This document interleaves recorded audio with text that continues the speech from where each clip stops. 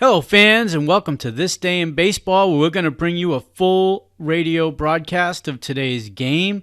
And before we do that, I just want to thank Classic Baseball Radio, and there's a link in the notes where you can check out their full channel. They have many great radio broadcasts. And while you're listening to today's game, if you want to check out much more about the game and the players, look on the links below, and you're going to see links to player pages, the date the game happened, the year it happened, and the play-by-play. Enjoy the game, and check out the links while you're watching the game, and please don't forget to hit the subscribe button so that every time new content comes out, you're going to get that firsthand. And thank you again for checking out This Day in Baseball, and enjoy the game. Cisco, his record this year, 1 victory and 1 loss. He has no record against the Giants. Last year with the Red Sox, he won 4 and lost 7, and with the Mets, he was 1 and 1. Cisco is 26 years of age, 5'11" and 1 Ohio. Harvey Keene is playing third base in place of Jim Davenport. In the first game of today's doubleheader, manager Alvin Dark has used them sort of interchangeably. Of course, Davenport had a great day yesterday against the Mets, and generally speaking, he has had great luck against the New York Mets. Choo-Choo Coleman comes over, and somebody throws the rosin bag right over his head, and he goes back to retrieve it, and now flips it out there to the mound. Harvey Keene has a season's batting average of .219. He has no home runs and no runs batted in. He is a former batting champion of the American League. He is from West Allis, Wisconsin, which is a suburb of Milwaukee. And Cisco is in the windup, and the first pitch of the ball game is in there for a call strike. Mel Steiner, the umpire behind the plate. Wes Westrom is the coach at first for the Giants, and Whitey Lockman is around at third. As a breaking ball just missed outside, it's 1 and 1.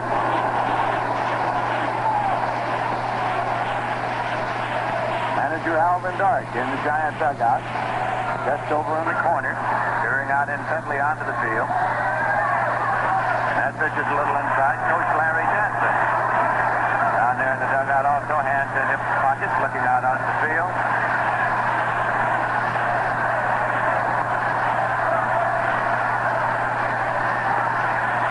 Is the count.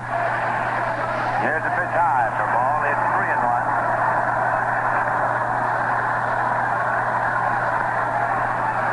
Cisco takes a moment, walks around out there. He gets settled down a little on the mound as he is behind to leadoff man Harvey Keene. 3 balls and 1 strike. 3-1 pitch. Ball 4. He walked it.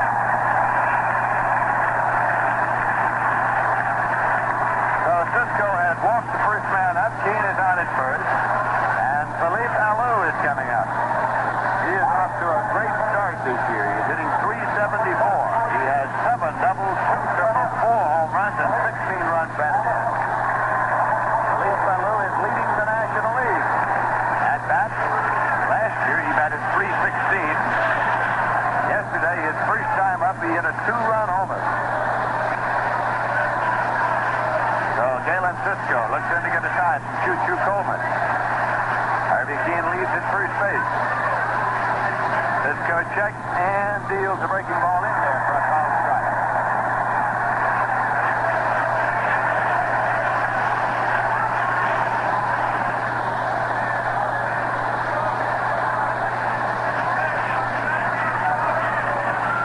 Homerun at shortstop, a stride over toward the hole on right-hand batter Felipe Alou.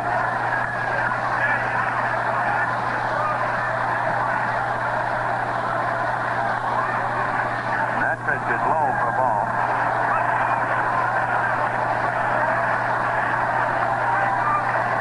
It's 1 and 1.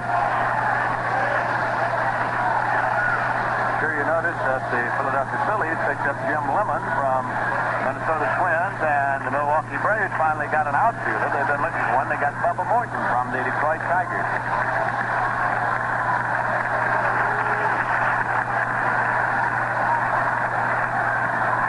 Keene takes his lead, and here's a 1-1 pitch to Felipe Alou. Breaking ball, a little tight. It's 2 and 1.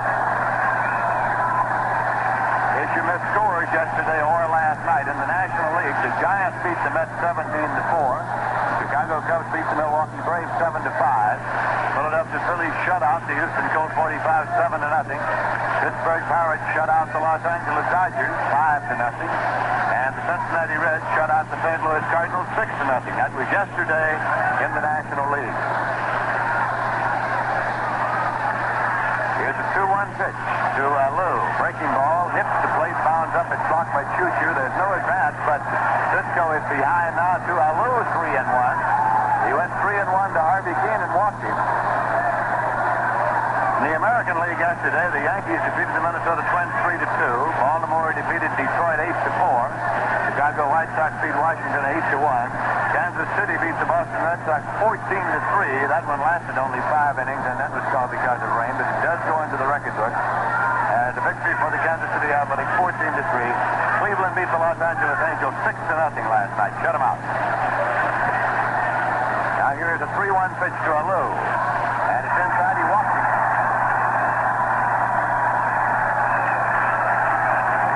That moves Harvey Keene to second. Puts Lou on at first. Cisco is opened up. You're walking the first 2 men to face him. Choo-Choo Coleman calls time. Goes out to the mound. Willie McCovey, big left-hand batter, is coming up.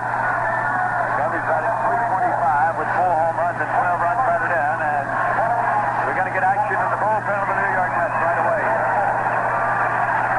Tracy Stallard is up and throwing. From second base, Ron Hunt walks over to say a word to Galen Cisco, who has pitched himself into trouble by walking the first 2 men to face him in this, the first game of a doubleheader. There are a lot of people in this ballpark this afternoon.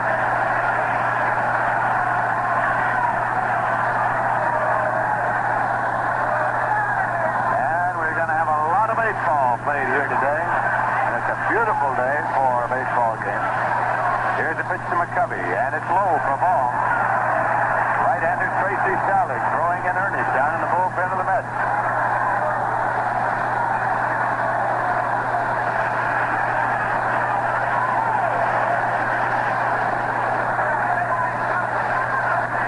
Big Willie McCovey, batting number 3 in the batting order for the Giants, and playing left field. He's a dangerous man anytime he is up there, especially in this ballpark, with the short distance to the stand. Swings and sends a ground ball that is foul. Out of play, down the first baseline. Jim Harkness moved over, tried to glove it, but it's continued on. Foul ball and runners come back. Count of 1-1 to McCovey.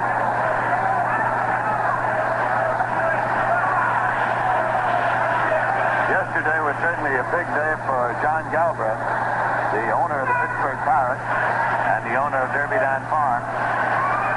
His Pittsburgh Pirates shut out the Dodgers yesterday afternoon. The Pirates moved into first place in the National League, and a matter of a few minutes later, Shadow Gay won the Kentucky Derby. So it was a big day for Mr. Galbraith.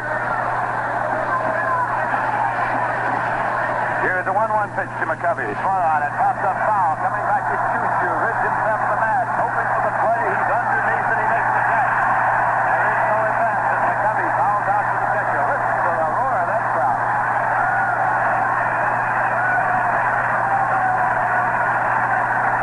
Coming up now is Willie Mays.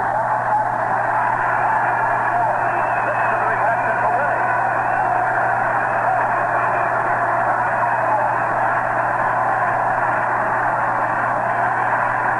Well, there's some for him and some against him in that crowd. That's a mixed reception if I ever heard one.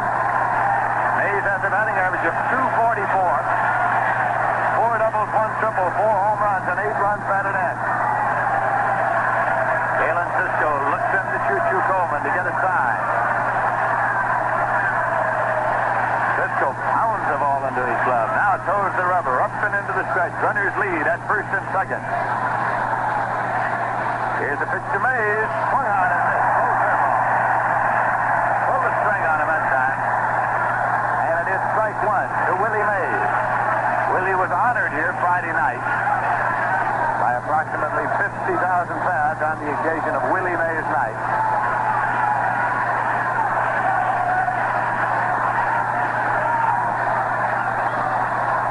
Keane is the base runner at second. Philippe Polo is the base runner at first. Cisco checks and deals to Mays. Turned him inside. It's 1-1.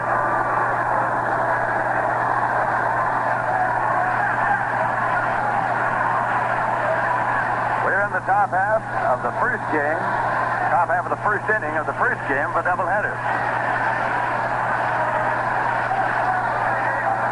Gee, the weatherman could not possibly have cooperated more. Temperature 80 degrees at game time.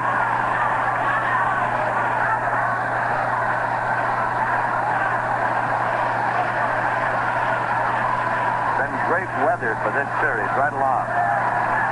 Here's a 1-1 pitch to Willie. Swung on and drilled deep to left field, way up there. Going, and it's gone for a 3-run homer.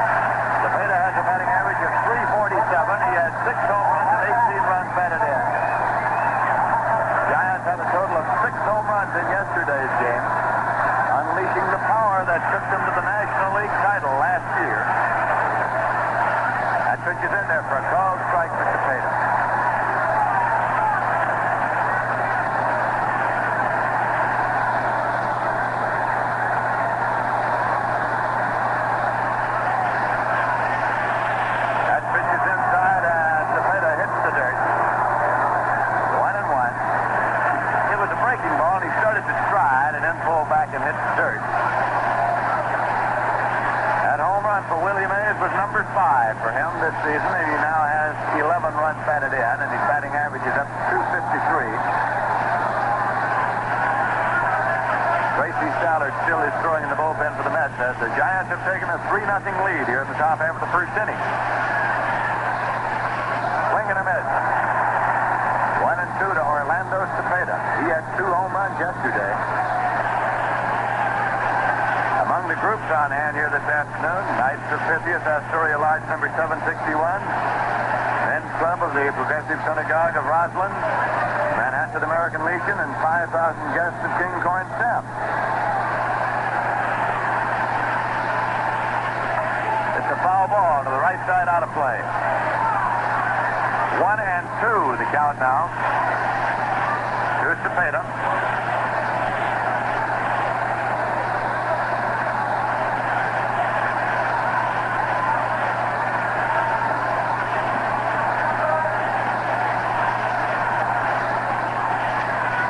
On a comebacker, batted down and picked up now by Cisco. He plays over to Hartnett inside. Two-away. That brings up catcher Tom Haller. Tom Haller is batting .220, 1 home run, 8 runs batted in. He splits the catching duty with Ed Bailey. Bailey is off to a big start this year. Ed's batting .419. Dowden will be in there in the second game today, but Tom Haller is catching the opening game of this doubleheader.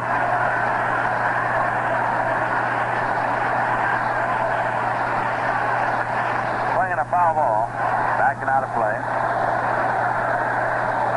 2 former Big Ten football players opposing each other here. Galen Cisco was a linebacker at Ohio State University, and Tom Haller was a T quarterback at the University of Illinois.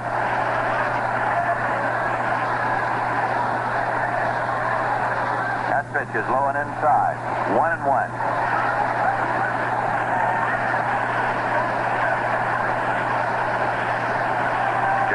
The Mets nothing on a 3-run homer by Willie Mays.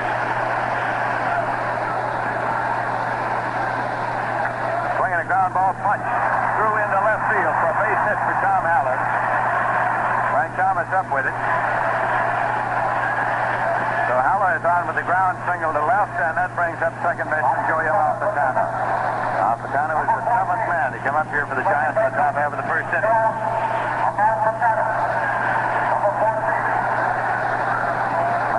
Hitting .153 One double, one run batted in. Chuck Hiller is out of action with an injury at the moment. Adam Alfantano stepped in to take over at second base.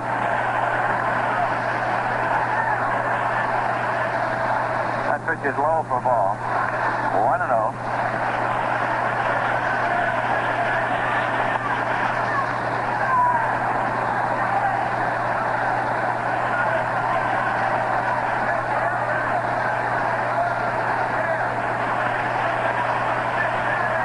Tom Haller leads out to bag at first. And this pitch is high.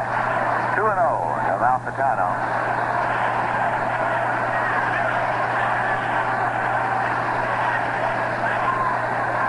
Looking around the ballpark, the reserved and box seat sections are absolutely filled.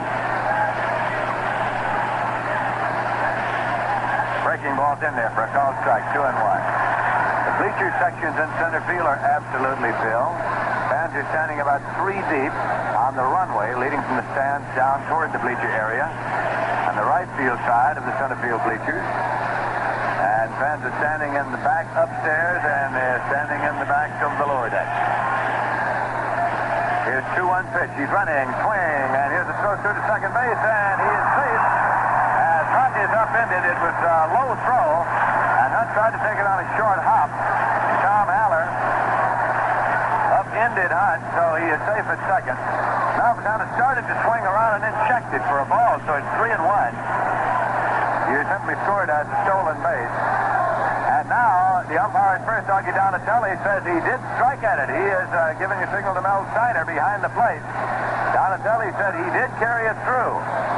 But we called it a swing, and now Alvin Dark is coming out to see what's going on. The manager of the Giants checks the plate umpire Mel Steiner to see what goes on. He started to swing.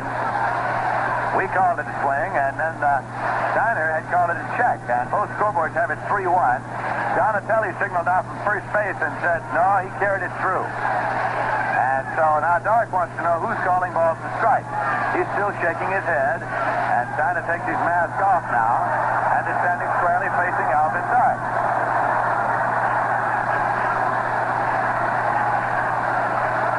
Standing there, an intent listener, is Joey Malfitano.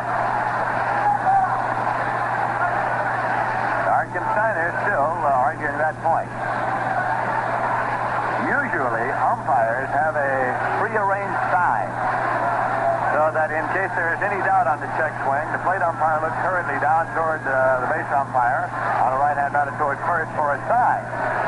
But apparently, in the haste of the stolen base there, Steiner didn't look, and so Augie Donatelli, the senior umpire, says strike, and it's 2-2 to count. Haller is at second. And here's the pitch. Breaking ball high. But it's 3 balls and 2 strikes now to Malfitano. 3 runs in for the Giants, 2 men out.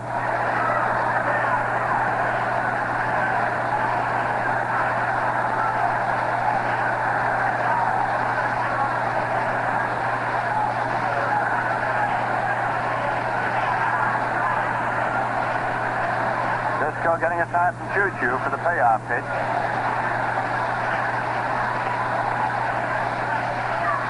And he's called out on strike. The breaking ball got him.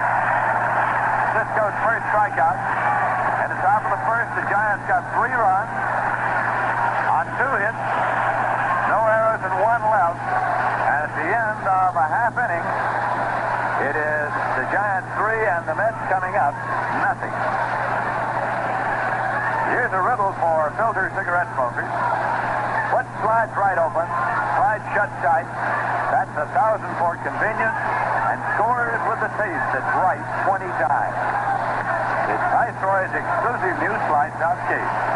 Greatest improvement in cigarette packaging since the flip open box. Crush proof like a box. It slides right open, slides shut tight. Works so easy and with just 1 hand. Inside, Viceroy. The filter cigarette that tastes the way you'd like a filter cigarette to taste. Not too strong, not too light. Viceroy's got the taste that's right. And if you smoke all 7 leading filter brands, you'll find some taste too strong, just like the unfiltered kind. And others taste too light. take all the fun and flavor out of smoking. The Viceroy's not too strong, not too light. Viceroy's got the taste that's right. So next time you buy cigarettes, think it Viceroy in the exclusive slide top case or familiar soft pack.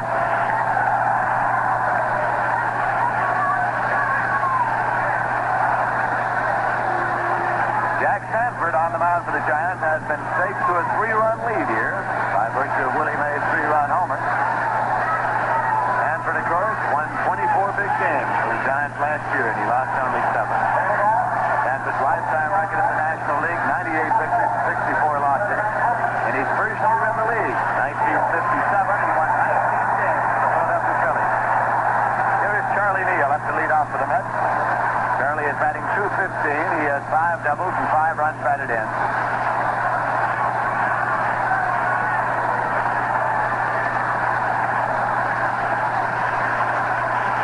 Well, the Mets fans try to get a little rhythmic applause started here. It's in there for a call strike. Fastball blazed right in by Sanford. 5 of his 24 victories last year were over the Mets. He was invincible as far as they were concerned.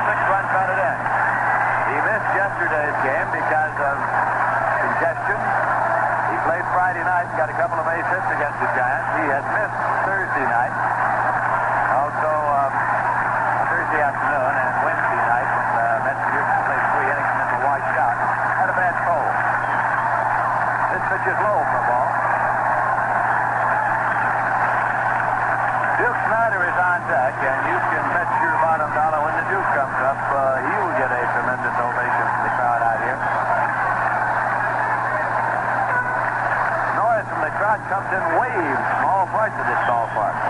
That pitch is low for ball. You hear a roar sort of washing in from one corner of the ballpark up against a roar from another part.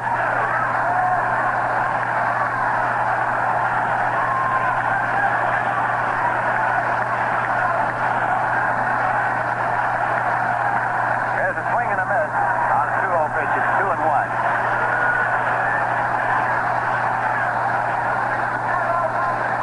Talking to a fellow who says he comes out these days to watch the fans. He gets the biggest kick watching the fans in the stands here at the Polo Ground.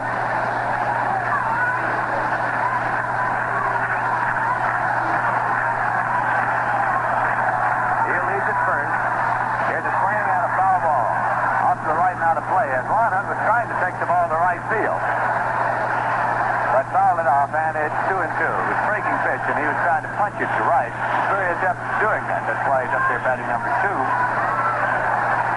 Neal was not running. He was simply trying to hit and run. Not run and hit.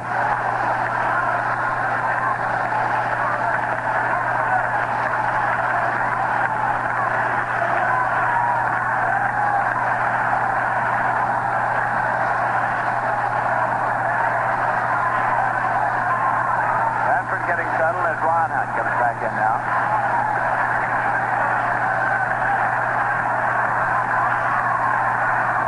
Pitch is swung out and missed. He struck him out. So with one away, Neal at first. Here is Duke Snyder.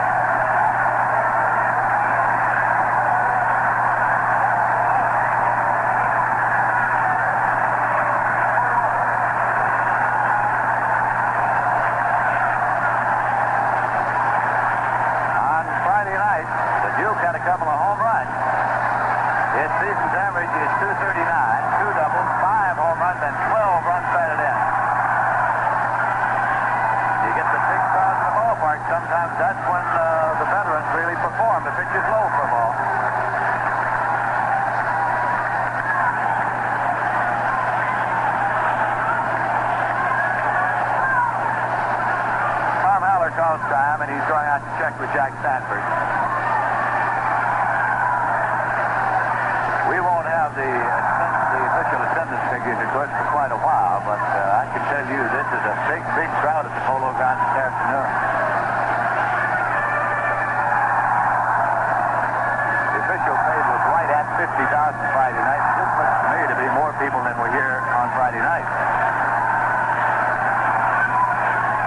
pitch is fired low.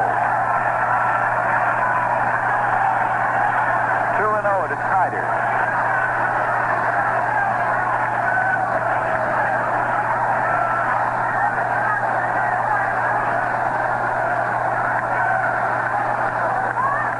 Neal leads at first. The plate is not holding him on. Here's a pitch low. It's 3 balls to no strike. Ed Craneville is on deck for the Mets. It's the Giants 3, the Mets nothing. Snyder looks down to Cookie Lavagetto, the sign man at third. With a count of 3-0. Here's the pitch, and he was taking it in there. 3-1. Gets another sign. You can bet they'll turn him loose if he finds one he likes on 3-1.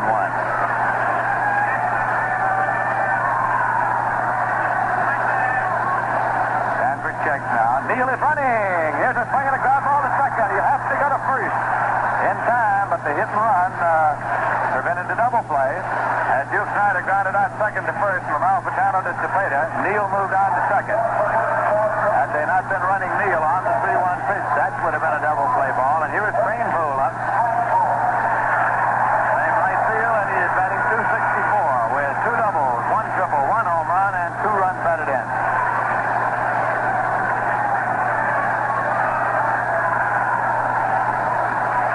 Sanford, of course, taking a little time to get it signed. He has not previously faced Ed Craneville, and vice versa.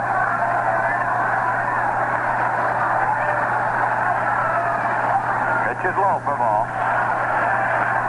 Casey Single was the youngster in the cleanup slot. Here again this afternoon. Had him batting cleanup on Friday night. Batted him second yesterday. Neal leads at second. The pitch is outside. 2-0. Frank Thomas is on deck now for the Mets. The Giants lead by a score of 3-0 on Willie Mays, 3-run homer in the top half of the first inning.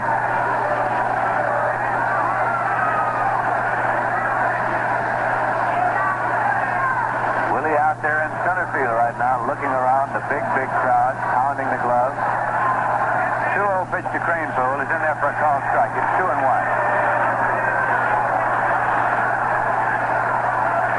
Hemus coaching at first for the Mets. Cookie Lavagetto at third.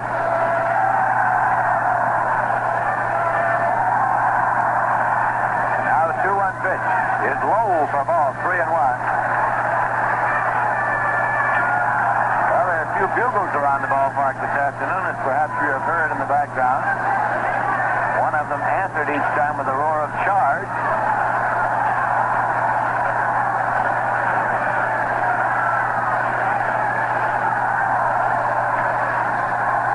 And here's a 3-1 pitch to Craneville. He walks him. Right now, as Frank Thomas comes up representing potential tying run at the plate, in order to allow our stations to identify themselves, we pause for station identification. 810 on your radio dial, WGY in Schenectady.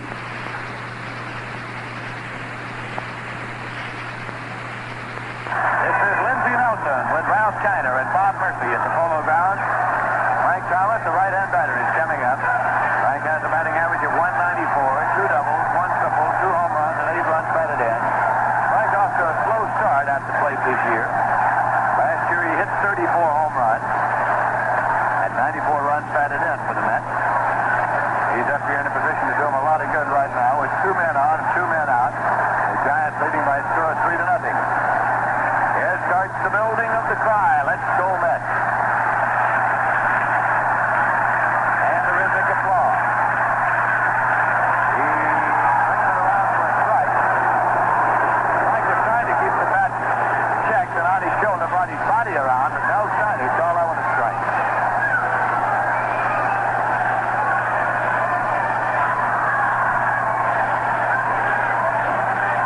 Indicating to Santa that he should ask Donatelli whether or not it was a strike.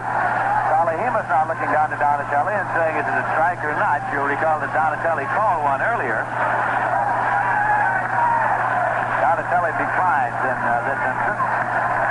Price steps back into the batter's box. Runners leading at first and second. Here's a pitch. Swung on and foul back.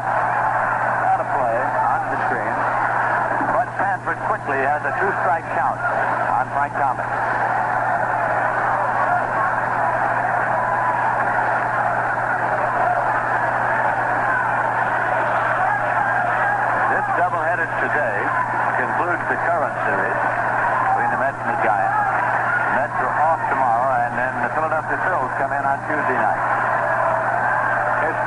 pitch. He checked that one. Did not go. Started to go and held it up. It's 1-2.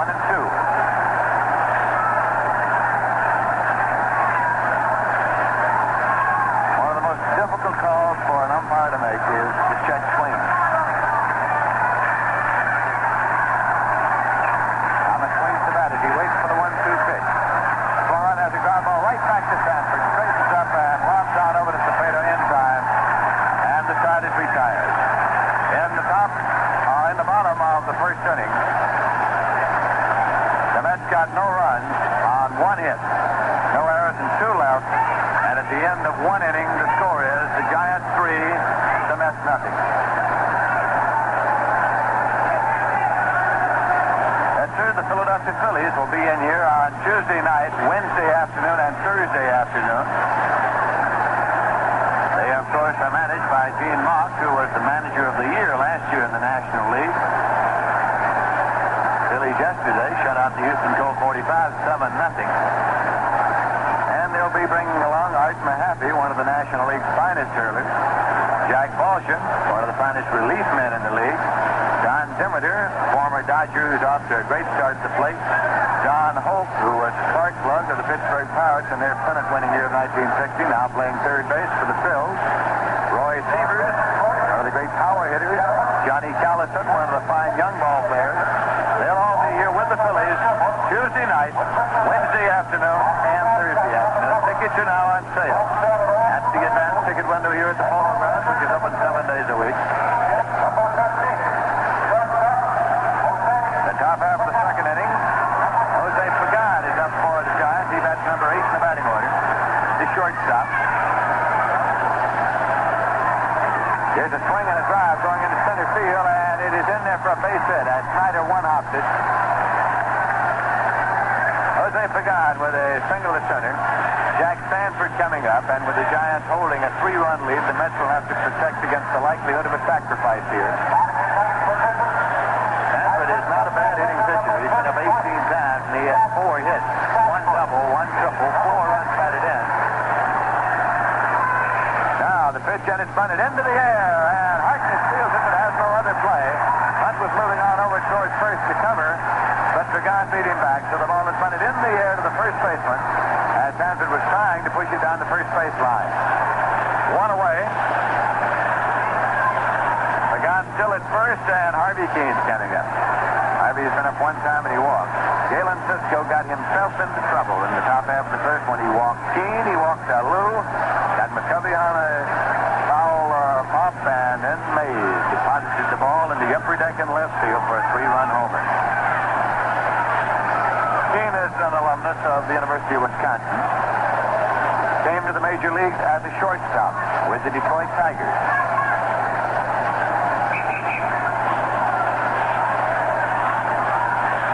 Breaking ball swung on, and it is 1 hop to Hunt. He goes over to Moran, and he's safe at second and safe at first. All hands are safe. Ron Hunt could have caught the ball in the air, but he elected to let it hit, hoping to go for 2. He wheeled and threw the ball to Moran coming across, and the throw was a little wide. And it is an error charged against Hunt. Of course, Keene is out on the field as choice. Pagan is safe on the error charged against Ron Hunt, as the Mets were trying to go for 2, and instead they got none. Their runners at first and second, 1 man out, and a very dangerous Willie Mays at the plate. Been up 1 time and walked. Here's a breaking ball swung on, ground ball to third, taken by Neal. He goes to Hunt. He's out to throw to first. He's out. Double play. A 5-4-3 double play for the New York Mets. Number 29 for them this season. In the top of the second, Giants got no runs on 1 hit, no errors, and 1 left. The end of an inning and a half at the Polo Grounds. First game of the doubleheader. It's the Giants 3, the Mets nothing, and now a word from Viceroy Cigarettes. We're the Brothers 4 with the Ballad of Lady Greensleeves. There once was a knight Lady Greensleeves would wed, but he seemed to prefer to be single instead. But then the night heard Lady Greensleeves had said that her dowry was cartons of Viceroy, 7 leading filters.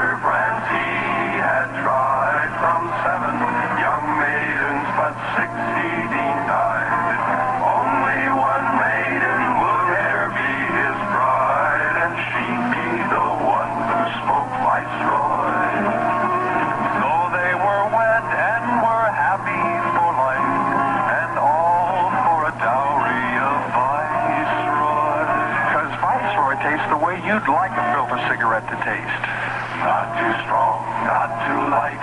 Viceroy's got the taste that's right. Viceroy.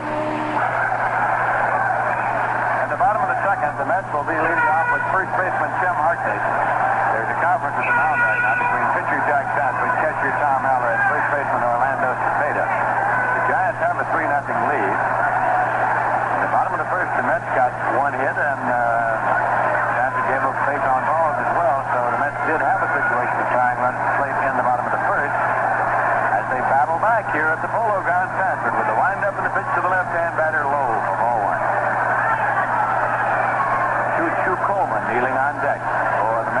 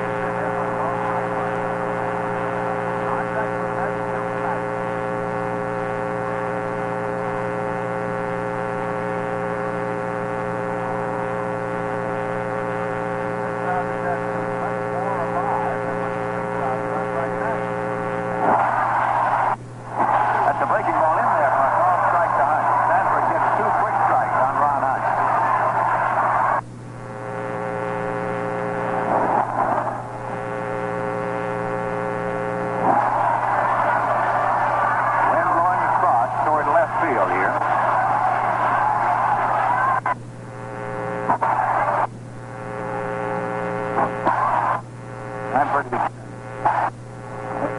And Wheels does not.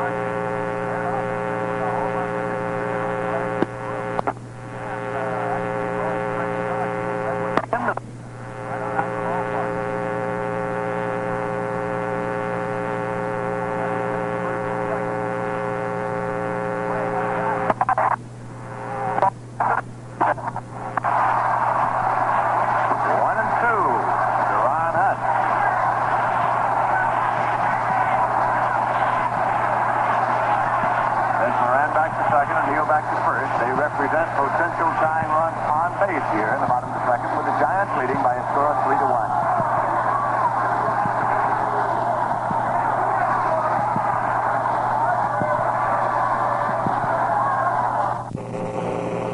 This afternoon, much more alive than was the big crowd here on Friday night.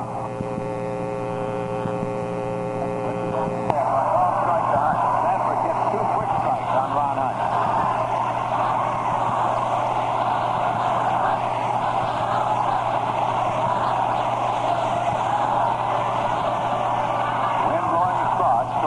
Field here.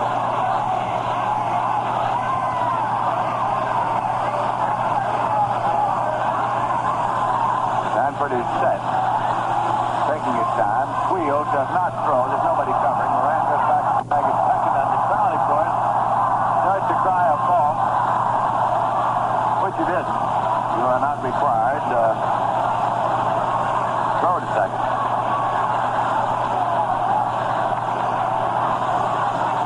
Runners lead at first and second. Here's the pitch. It's outside. Behind the fastball.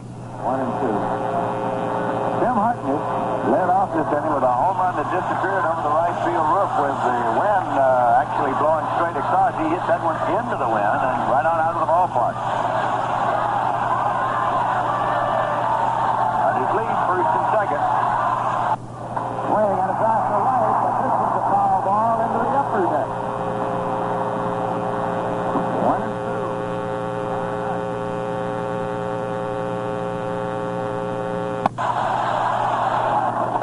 Moran back to second and Neal back to first. They represent potential tying run on base here. Back to second for the Giants leading.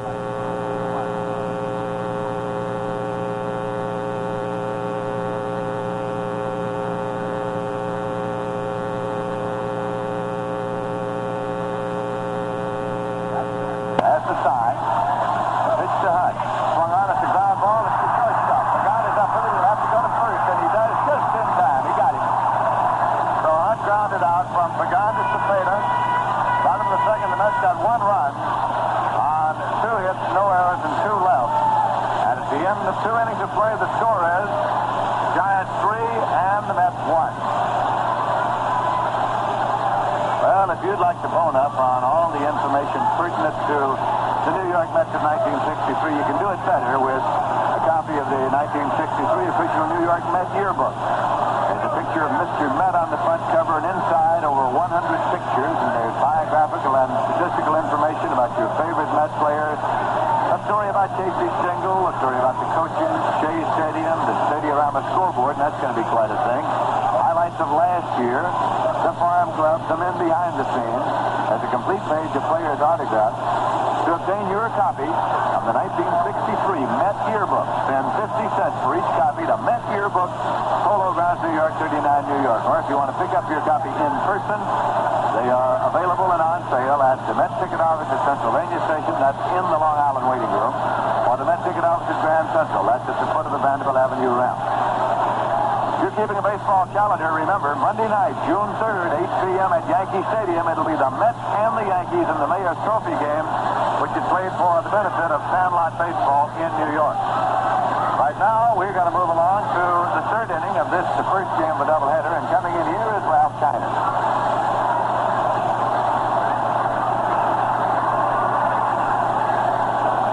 Thank you, Lindsay, and hi, everybody. everybody. It's another baseball game from the Polo Grounds. A good one and a tremendous crowd in hand. Could be the biggest crowd in the history of the Polo Grounds, at least in the history of the Mets. Score 3-1 in favor of the Giants as they come to bat. And the first pitch by Galen Cisco to McCovey is way down the right field line, but it's going to go foul.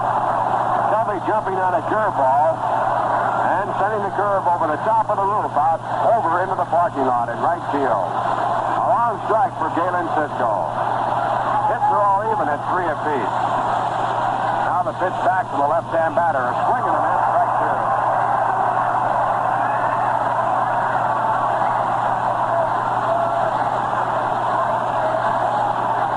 McCovey fouled out in the curveball his first time up.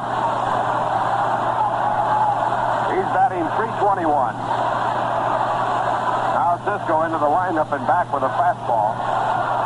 Goes right over the top of the glove of Choo-Choo Coleman. 1 ball, 2 strikes.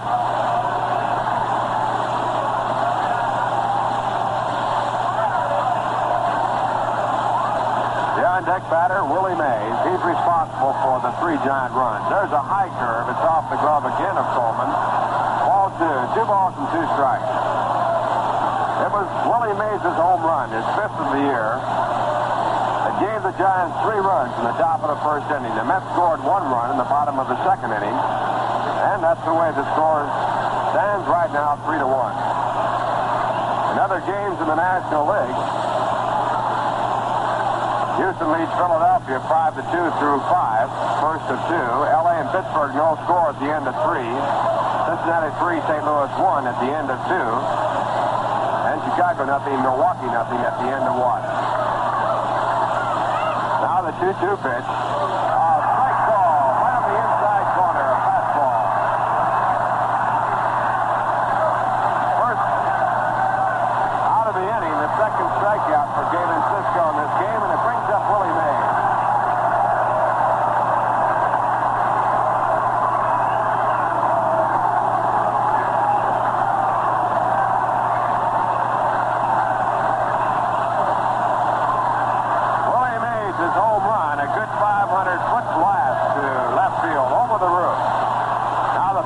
To Mays, up high, a ball. Galen Cisco going sidearm, missing with a fastball. Willie now has 373 home runs in his major league career. It started back in 1951, the last part of May. Willie went 12 times at bat before getting a base hit when he broke into the major league. Now the pitch back, it's low. 2 balls and no strikes. His first hit, an indication of was what to come. It was a home run off Warren Spahn. 2 balls, no strikes.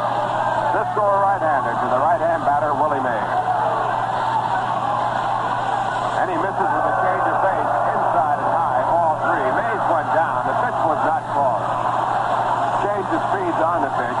Willie bending over backwards, went back to the ground. So Mays has it 3-0. The on-deck batter, Orlando Cepeda.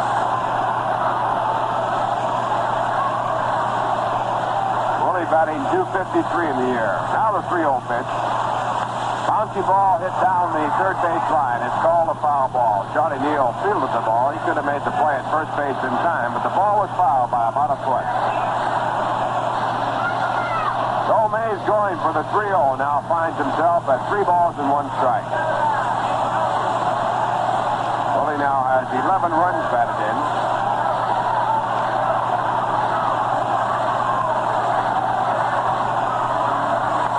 Last year he drove in quite a few. There's a drive to left field. Thomas has plenty of room. Also Snyder. Snyder calls. And he makes the play.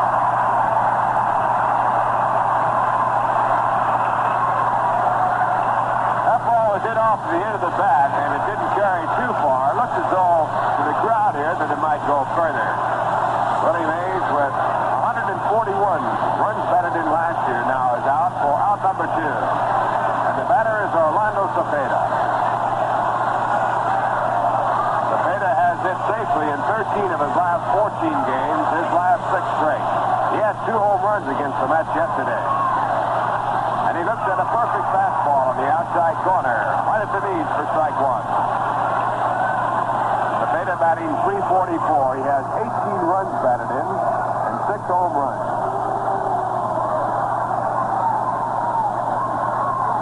Now Cisco back to the plate.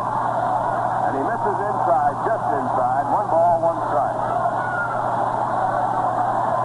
Home run leader in the National League is Hank Aaron with 9. He leads the Major Leagues too. And the RBI leader is Hoyer in the National League with 22, and he also leads the Major League.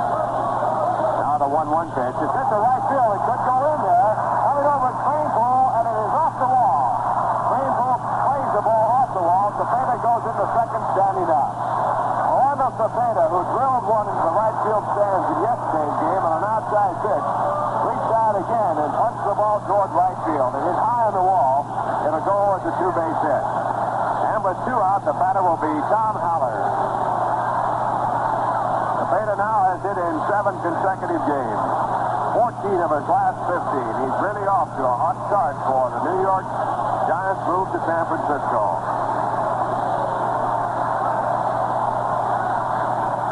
That base hit off Galen Cisco, number 4 in the game. The Giants lead in that department by 1. They lead in the run score department by 2.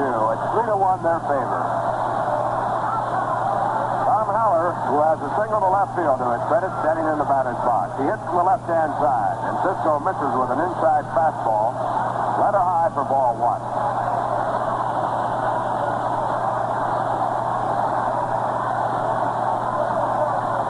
Haller batting .233.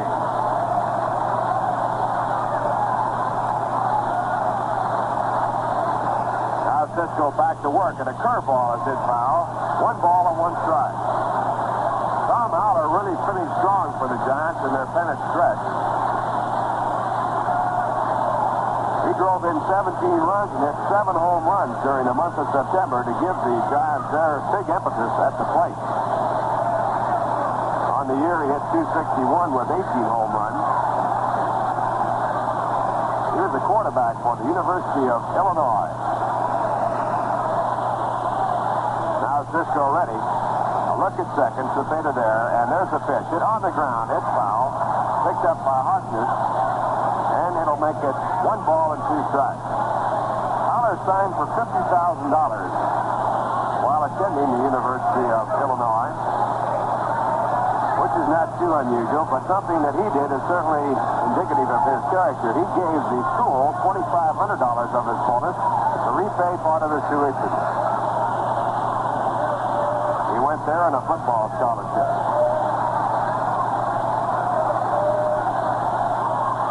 Tom's brother, an umpire in the American League. Now Cisco back to the plate, and it's a foul ball back to the screen. You often wonder what would happen if Tom's brother was an umpire in the National League, an umpire behind his own brother at the plate. Well, the way baseball is, I'm sure that there would be no favoritism at all. Not in any way. It's 1-2 on Tom Haller. 3-1 game, the Giants lead, top of the 3rd inning. Cisco now back to the plate. There's a high pop-up in foul territory. The ball's going to go out of play. That'll hold the count at 1-2, and while we wait for a new ball to be put back in play, we'll use the opportunity to pause for station identification. WGY Schenectady, where you can hear all the games of the New York Mets.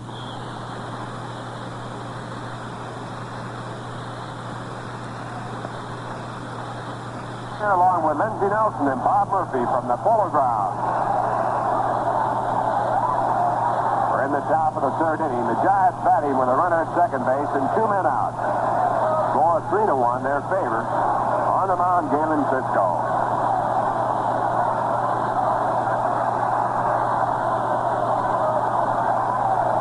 Cepeda at second base, breaking off the bag and then stopping.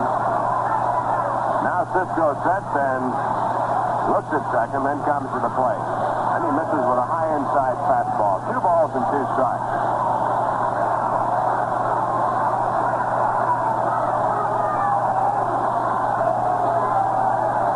Home plate umpire Merrill Steiner. At first base, Augie Donatelli. Shag Crawford, the umpire at second base. And Tony Vinton, the umpire at third. Here comes comes Ron Hunt in back of the second base runner, but now going back to his position. No play there. And there's the pitch. It's high curve. So Hollenhauer's worked his count to 3-2. The on-deck batter, Joe Malfitano. Galen Cisco with an open base at first base. He'll pitch carefully to the left-hand batter. Muller has good power, although this year he has only one home run. His counterpart in the catching department having a great season. There's the curve. It's outside, ball 4. That puts runners at first and second. Ed Bailey, the other main catcher for the Giants, had 4 for 4 yesterday, including 2 home runs.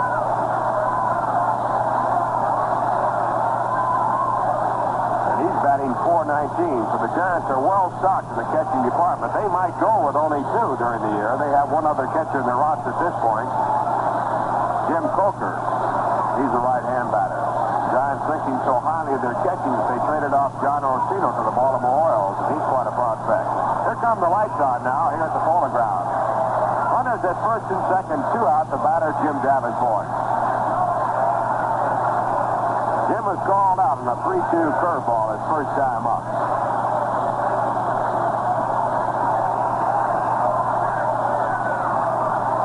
Should say Joe Malfitano was called out. Now the first pitch to Joe, bounce to third. Here comes Hill. It's a tough play. He picks it up, goes to first base just in time.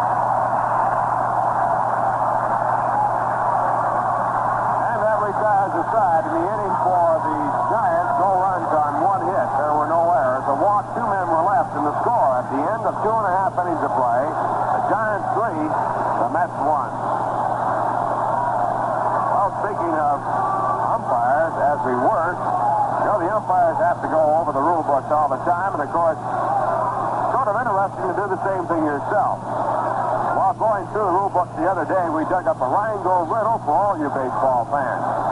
Now, you may know that when a base runner is hit by a batted ball, the batter automatically gets credit for a hit, and the runner is automatically out.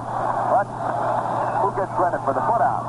Think about that one. Well, if you know your baseball, and I'm sure you do, you know that the fielder nearest the runner gets credit for the put out. And if you know your beer, and I know you do, you'll surely know this. 2 little words, extra dry, tell you why Rheingold has a taste no other beer can match. They tell you that Rheingold is brewed the long, slow, costly way. Brewed for a taste that's brisk and bright and clean clear through. But why not find that out for yourself? Take the easy way. Enjoy a cool, refreshing glass of Rheingold Extra Dry right today.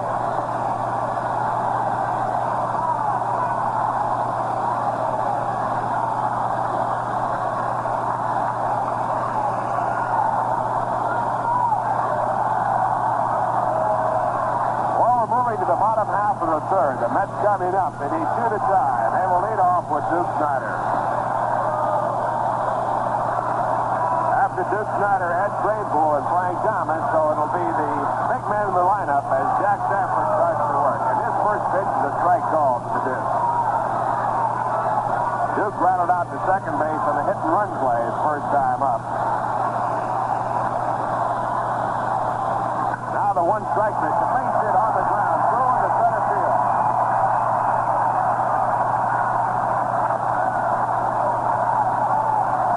Duke continues to hit well against the Giants. He's on at first base, and the tie run comes to the plate. Hits are all even at 4 apiece now, but the Giants have scored 2 more runs. They lead 3-1. 3 runs coming on Willie Mays' home run. That's picked up their 1 run in the bottom half of the second inning on Tim Hutchison's home run.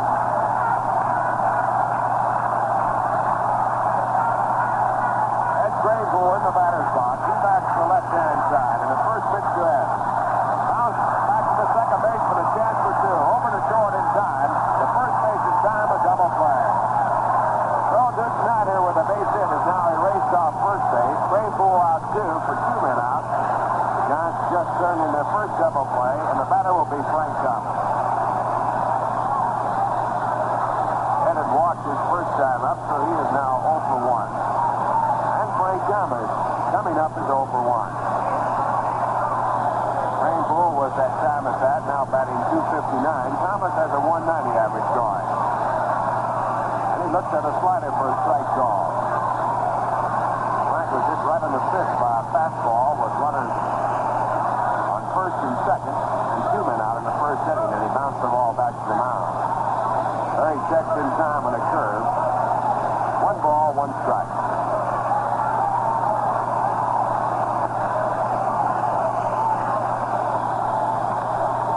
Sanford with a 4-1 record now, on top and back to work. And there's a half swing, strike 2.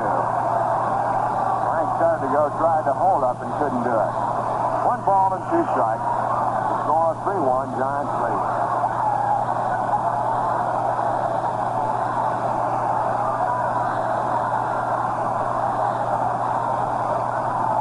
Sanford back to Thomas, and he picks up a strikeout on a fastball in the outside corner, looked at by Frank Thomas. That is the third strikeout in the game for Sanford. And in the inning, for the Mets, no runs on 1 hit, no errors, no one left on base. And the score at the end of 3, the Giants 3, the Mets 1. Well, after the Giants series, the Philadelphia Phillies come in for 3 games, and then the Cincinnati Reds come in, and they're moving along now after a very slow start. They got a fine pitching performance from Jim Maloney. In last night's game, he worked a 4-hitter. They'll be in for a game on Friday night, and then they'll have a Saturday afternoon game. Ladies' Day there, ladies admitted for 50 cents, and Sunday, a big doubleheader with the Reds, who are picked by many experts as the team to watch and the team to beat in the National League race, in spite of the fact they're off to a slow start. Right now in today's game, they lead the St. Louis Cardinals 3-2. Scoring for the Reds is Jim O'Toole. He's pitching against Ray Sadecki. That game after 2.5 innings. So you'll get your first look at Frank Robinson, Veda Pinson, Johnny Edwards, Gordy Coleman, Gene Freese, Jerry Lynch, and a whole bunch of real outstanding players, including Joy J, Bob Perkey, and Jim Maloney. Tickets for these games available at 3 convenient locations: downtown at Pennsylvania Station, also downtown at Grand Central Station, and right here at the Polo Grounds at the advanced reservation window. Ticket reservations may be made at any of the Howard Cold stores in the New York area, too. The Cincinnati Reds coming in this coming Friday night. Friday night, Saturday afternoon, and a doubleheader on Sunday, led by their very colorful manager, Freddie Hutchison. Right now, though, we're moving to the top of the 4th inning. Eamon Cisco on the mound, and his first pitch to Jose Fagan is fouled down in the dirt.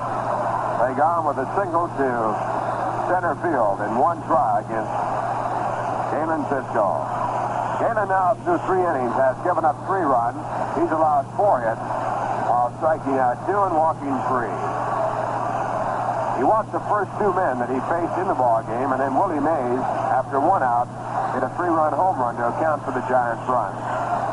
There's a pitch that knocked Fagan down. 1 ball, 1 strike. Fagan going down hard. That ball was right in there. Cisco is very sneaky fast, and he has a live fastball. He also throws a good overhand curve.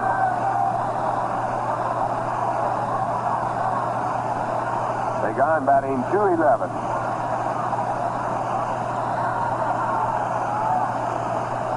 And the pitch back is just inside. 2 balls and 1 strike. Cisco's last out was a week ago today. That was against the Pittsburgh Pirates. He worked 7 innings, gave up 2 runs, was not involved in the decision.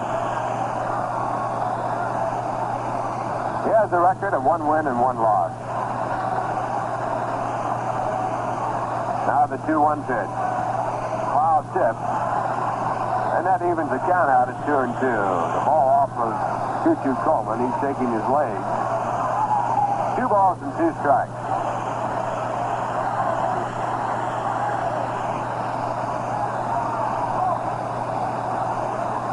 First game of a doubleheader. In the second game, scheduled to pitch Billy Pierce against Carl Willie.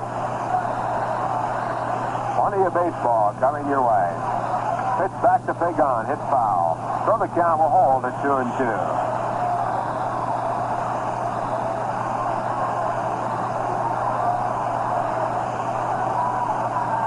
Right now, good hitter's time The glare is out of the sky. The lights are on, but it's not dark.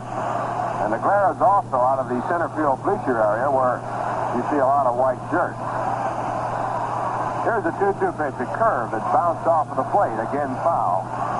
So Fagan stays alive on the foul ball. Count 2 balls and 2 strikes. The on-deck batter, Jack Sanford. Jack is not in the on-deck circle. It's the option of the ball club whether or not the pitcher should be in the on-deck circle. Cisco now back to the plate. And he gets a foul ball again from the bat of Jose Fagan.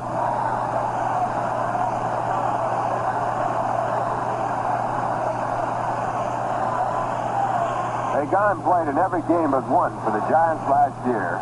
He just missed setting a record set by Maury Wills of the Dodgers, who played in all the Dodger games. 165. Fagan played in 164. So 2 little fellows going all the way.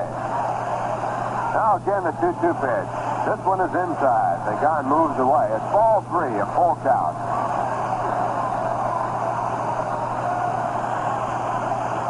Interesting thing about playing in games, Willie Mays has missed only 19 games for the Giants in his career starting back in 1951. And the Giants have lost all 19 of those games. Now the 3-2 pitch. Again a foul ball. So the count holds at 3-2.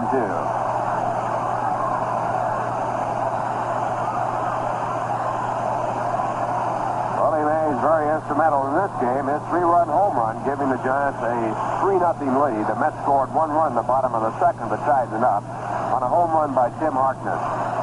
And that's the way it stands here in the top of the 4th inning with no one out.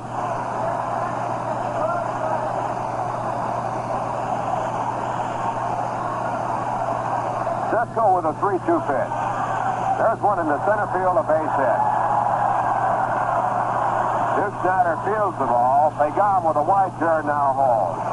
So Fagan, after fouling off several pitches, pushes one out in the center field, reaching out and hitting a soft liner to center field for his second hit of the game. Giants now have 5 hits to the Mets 4. They lead 3-1, and the batter coming up is Jack Sanford.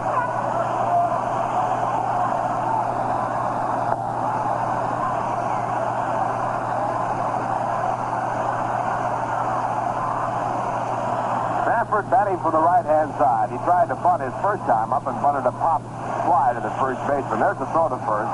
They got back ahead of the tag. Now Neal looking for the sacrifice bunt. No one out. Neal at third base. Here comes Harkness charging. Sanford squares around and has to go down. The pitch is way inside a fastball. Sanford went right on his back. He was late getting out because he had already moved around to bunt the ball, and he had to turn all the way around to his right side to get out of the way. 1 ball and no strikes.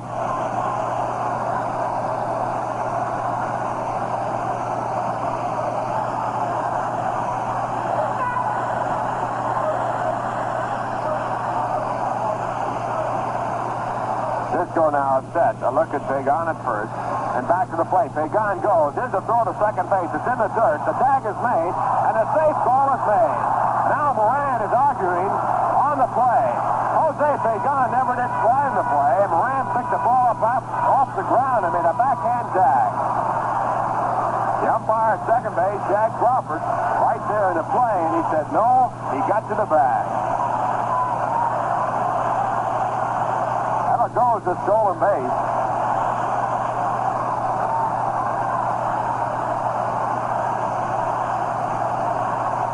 The second stolen base in the game for the Giants.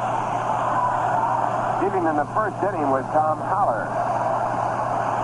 Giants now getting the runner to second base. The count is 2-0. Which was a ball call.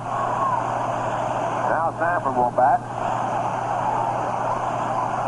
See what he does. Still looking for a bunt. There's a bunt try. It goes foul. 2 balls and 1 strike.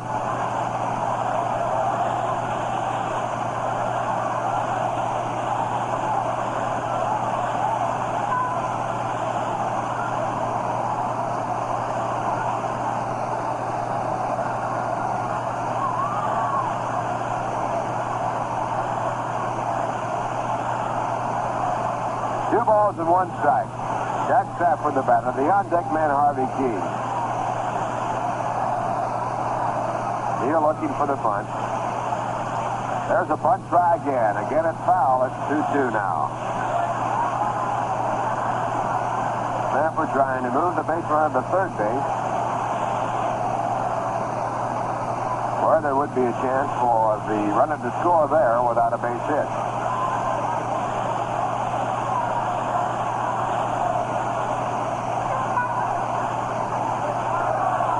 There's a check in the swing by Sanford, and the count goes 3 balls and 2 strikes. Giants lead 3-1, top of the 4th.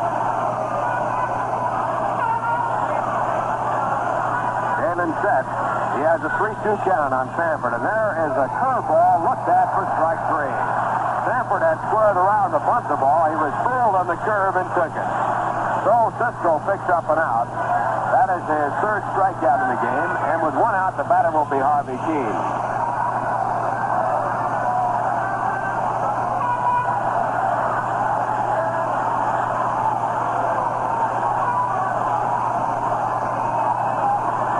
Keene, who has walked and who was safe on an error, batting now for the 3rd time. He has reached twice and scored 1 run. Harvey batting from the right-hand side, playing at third base. They gone at second, and here's the pitch. The curve roll for ball 1. Jim Davenport played in yesterday's game. He had a big day, 3 for 4 with 1 home run and 3 runs batted in. Davenport, the regular third baseman. Harvey has been used more in the outfield. Played infield for many years. Davenport, a big hitter against the Mets last year. He batted .460. He's got an injured hand. Now Cisco on top and back to the plate with the curve. It's again low. 2 balls and no strikes.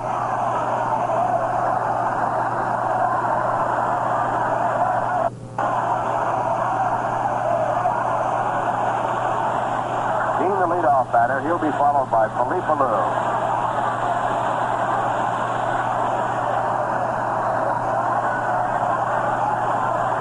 Cisco working mighty slow on the mound. He looks at the second base runner, then comes back with a fastball on the outside corner. 2 balls and 1 strike.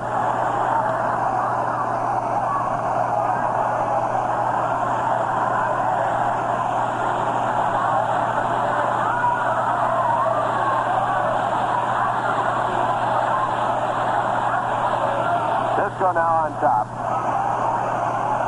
And here's his pitch. Fastball fouled away. So the count is 2 balls and 2 strikes.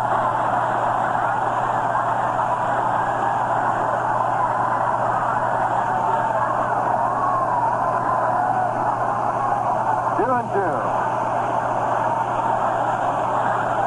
Overcast sky here right now. The lights are on, but still bright enough for good hitting visibility. We've had a few sprinkles right now, maybe a couple falling. Now Cisco 2 and 2 with a curve. It's outside. So again, Galen Cisco going to the full count as he works against the Giants. He had Jose Pagan 3 and 2. He had Jack Sanford 3 and 2. Pagan singled, Sanford struck out. Now he's working to Harvey Keene at 3 and 2.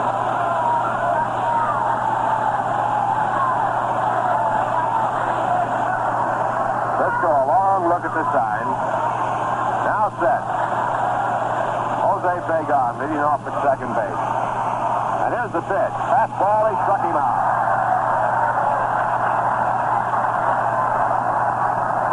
Harvey Keene struck out, swinging on a high fastball for the second out here in the top of the 4th inning. And the batter now is Willie Mays. That's strikeout number 4 for Galen Cisco. Choo-Choo Coleman talking with Cisco out in front of the pitcher's mound. Willie Mays has walked and hit into a double play. Last year, he hit into fewer double plays than any player in the National League, tying Don Blasingame by hitting into only 4 double plays. The double play by the Mets made on Willie Mays in the second inning was their 29th of the season. Mays batting .370.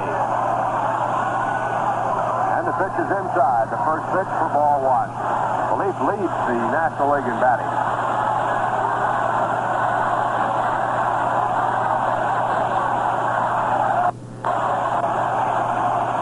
Giants 3, the Mets 1. Top of the fourth inning. Mets have 2 men out. Now Cisco set. Looks at second. Comes to the plate with a curve. There's a drive to left field. Way back there. Way back there. Home run.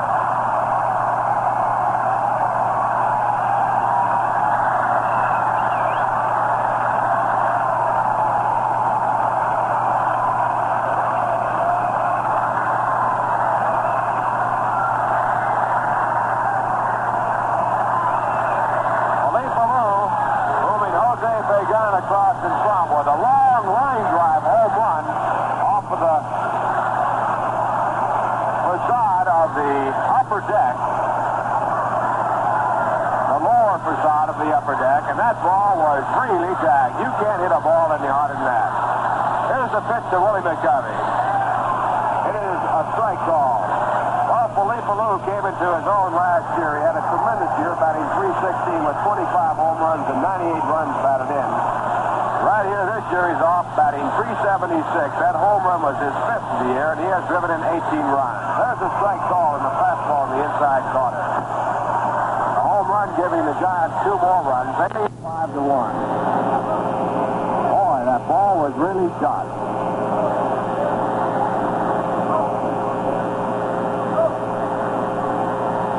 Pitch back to McCovey at third. It's low for ball one.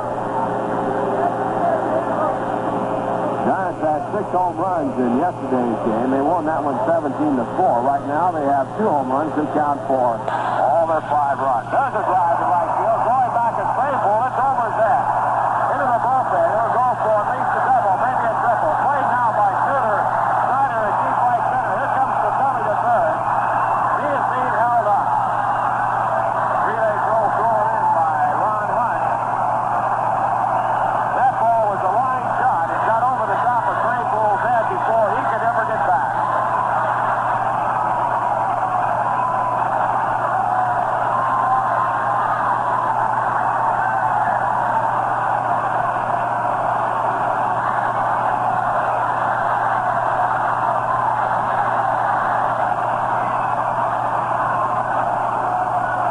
Willie McCovey on at third base. Crowd now is stirred up. The rain coming down just a little bit harder. And the batter is Willie Mays. He accounted for the first 3 runs of the game with a 3-run home run.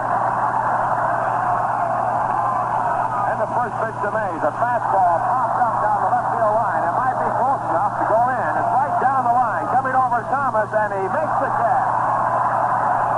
The ball coming down, just missing the scoreboard, and Thomas caught it on the warning track. And that retires the side, but in the inning, the Giants score 2 runs on a tremendous home run by Philippe Polo. They made 3 hits in the inning, and they left 1 man on. And the score at the end, the 3 1/2 innings of play, the Giants 5, the New York Mets 1.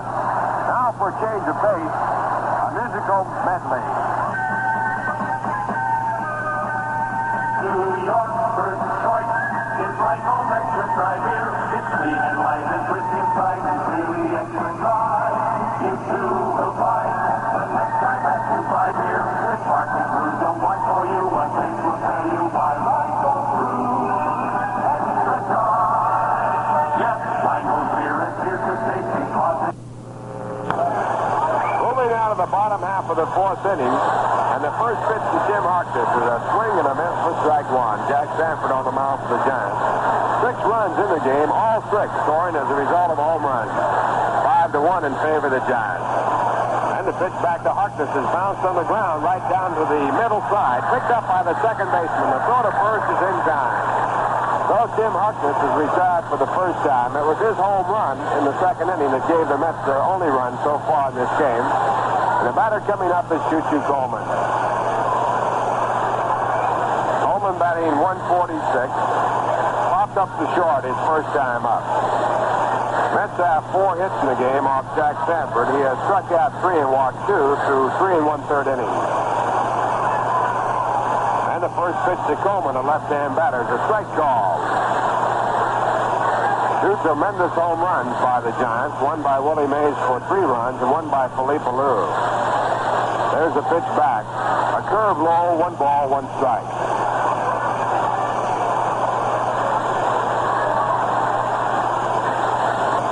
Sanford with a curveball. It's cold foul. Going down at first base to get away from the ball, Solly Heeman. That moves the count to 1 ball and 2 strikes.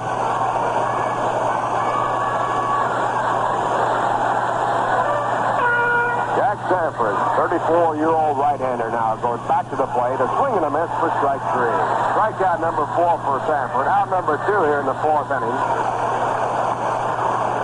And it will bring up the shortstop, Al Moran. Al has one of the 4 hits off Sanford. He singled to center field his first time up. He's batting .224. Now Tracy Stoddard warming up in the bullpen again for the Mets. Pitcher's the on-deck batter. And the first pitch to Moran, a strike call, the fastball, letter high. Giants with 5 runs, the Mets have 1. Bottom half of the 4th inning. Pitch back to the plate, loops out to right field. The Lou moves to his left. Now comes in. He moves fast, and he makes the catch. Joe Sanford works the 4th inning, 1, 2, 3. And the score now at the end of 4 innings of play, the Giants 5, the Mets 1. Now to bring you up to date on the scores around the league, also the American League, here is Lindsey Nelson, the American League. The New York Yankees meet the Minnesota Twins in the latest start. It is Ralph Terry against Camilo Pascual. The end of 4 innings of play, the Chicago White Sox 3, the Washington Senators nothing. Tom Kenny against Ray Herbert. Nicholson held in the 4th with 1 on. That's the first game of a doubleheader. At the end of 3.5 innings of play, the Baltimore Orioles 4, the Detroit Tigers 3. Hall against Reagan. 3 on home in the 2nd with 1 on, and Johnny Orsino home in the 4th with nobody on. Cleveland at Los Angeles to play the Angels in a later start. So that's the way things are going elsewhere. Right here, through 4 innings of play, the Giants have 5 runs on 7 hits. The Mets have 1 run on 4 hits, and the Mets have just taken Galen Cisco out of the game, and they have brought in hard-throwing right-hander Tracy Sally, who is warming up right now. A slight rain still falling steadily here at the Polo Grounds. And right now, in order to allow our stations to identify themselves, we pause for station identification. You are tuned to WGY Schenectady, your New York Mets station. The time is 27 before 4, and the temperature is 56 degrees. Bob Murphy and Ralph Kiner. Orlando Cepeda steps into the batter's box to face Tracy Sally. Top half of the 5th inning, and the pitch is high for a ball.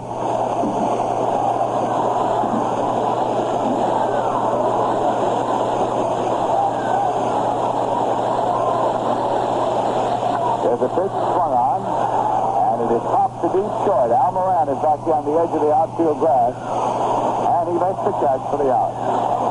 Cepeda popping out to shortstop. And that will bring up Tom Haller, left-hand batter and catcher. Galen Cisco pitched 4 innings in which he gave up 5 runs. On 7 hits, he struck out 4 and he walked 3.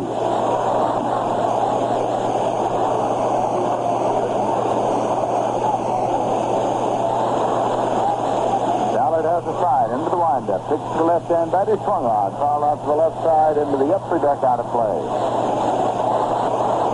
Haller has a ground single through the hole into left and a walk in his 2 previous appearances.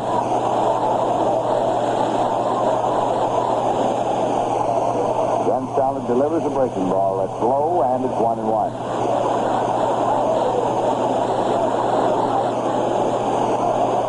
Are on here at the Polo Grounds, and the top half of the 5th inning of the first game of a scheduled doubleheader. That pitch is high, away, comes all the way back, no damage done, there are no base runners. It's 2 balls and 1 strike to Tom Haller.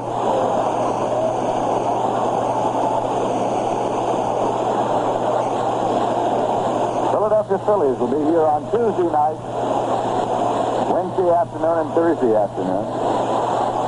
Fastball, high and away. 3 balls and 1 strike now to Haller.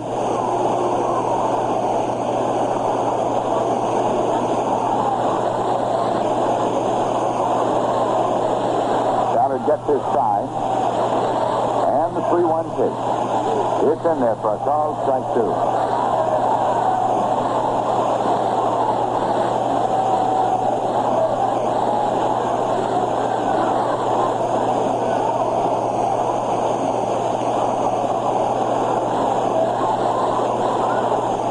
A big fly on and missed and comes on back, and Haller runs on down to first as Choo-Choo comes over to retrieve the ball.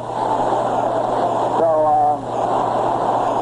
Choo-Choo Coleman did not hang on, and Tom Haller swinging on a third strike goes on down to first base, and now umpire Jack Crawford at second inspects the ball and is throwing it out. So Mel Steiner will have to put a new ball in play. Choo-Choo is now checking with umpire Mel Steiner. Scored as a strikeout, credited to Tracy Shallot, and a pass ball charged against catches Choo-Choo Coleman. Either way you figure it, the Giants get a base running. Rain's falling a little more heavily, and we're only in the top half of the fifth inning. We do not have an official ball game here as yet. Before what must be the biggest crowd of the season, although we have no official turnstile count as yet. Our estimate is that the crowd here today exceeds even that of Friday night when we had approximately 50,000 on hand. Here's Joey Malfitano up with one man out. Pitch is inside for ball.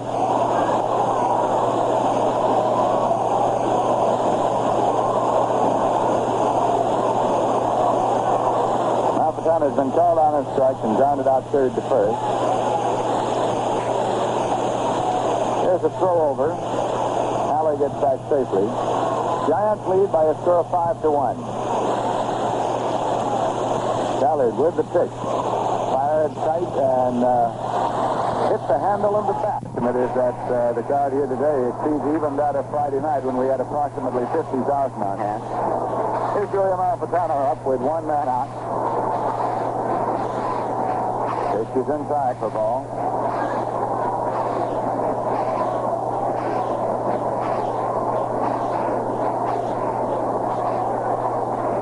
Has been called on a strike and grounded out third to first.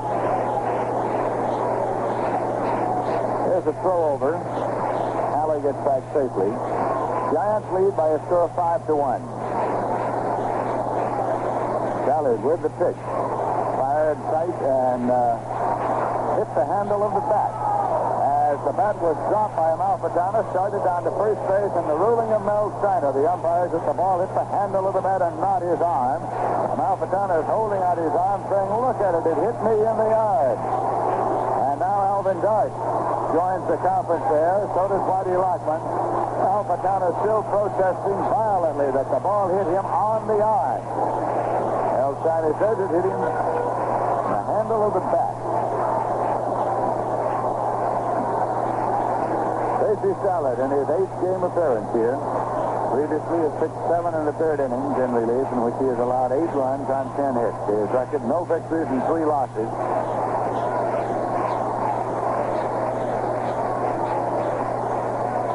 One and one count to Malfitano. Pitch is far, it's a ground ball going through for a base hit into center field. Duke Snyder charges it on the way to third. Here's Tom Haller. Trying to place the second, holding it first. Here's Malfitano. So the Giants have runners at first and third, one man out, in shortstop Jose Pagan coming up. Giants been up twice and he has 2 hits.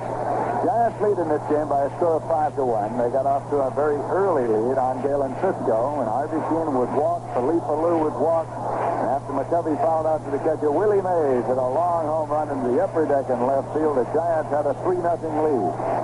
Tim Harkness homered for the Mets in the bottom of the second to make it 3-1, but the Giants came back to get 2 more on Philippe Alou's home run with Pagan aboard in the top of the 4th, and that's where we are right now. The Giants lead 5-1. Pitch to the right-hand batter is inside for ball 1.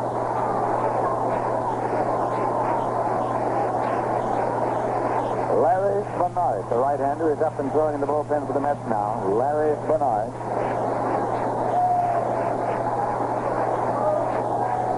Runners lead at first and third, and the pitch to Pagan is swung on and foul back. It's in the upper deck out of play.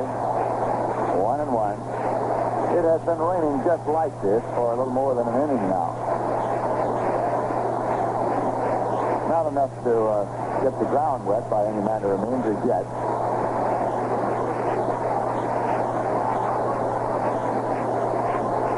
Sanford looks in to get a side from Choo-Choo Coleman. One man out here in the top half of the fifth inning. Pitch is swung on and foul back. This one's out of play. 1 ball and 2 strikes.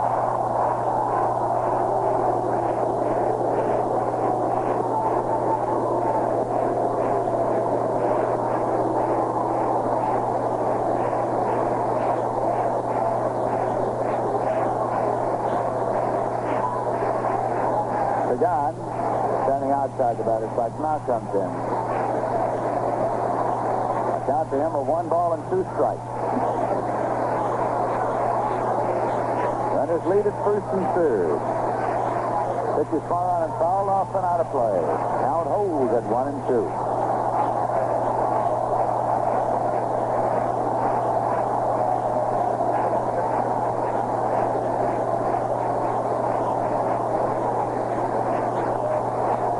Comes back in now to settle himself. Waits a moment. Now he's in.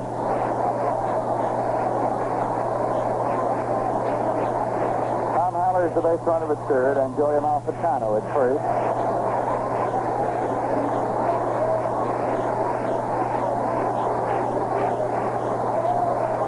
Here's a 1-2 pitch.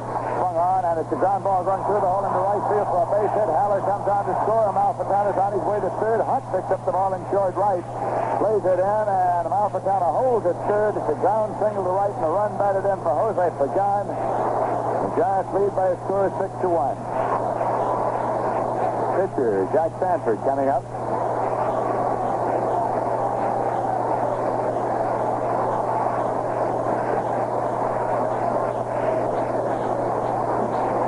Still 1 man out. Runners at first and third for the Giants.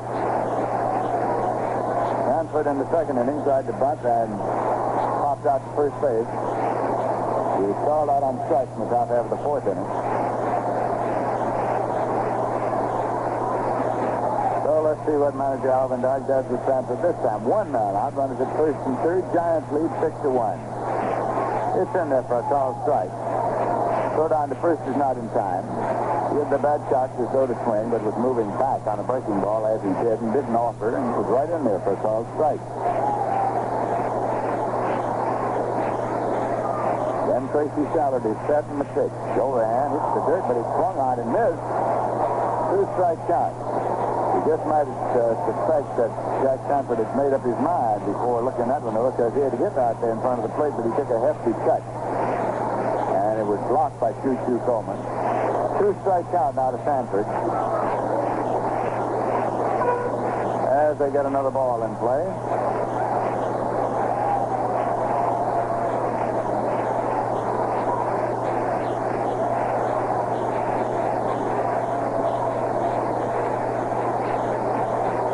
Down at first and Malfitano at third. 1 man out and 2-strike pitch to Sanford. Sails high, and it's 1 and 2.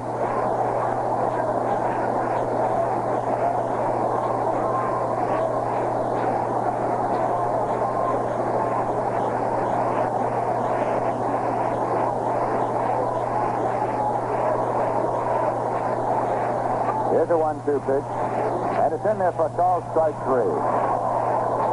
Tracy Shallard with his second strikeout. And Harvey Keene is coming up now. Runners at first and third. The Giants leading here with 6 runs on 9 hits. The Mets have 1 run on 4 hits.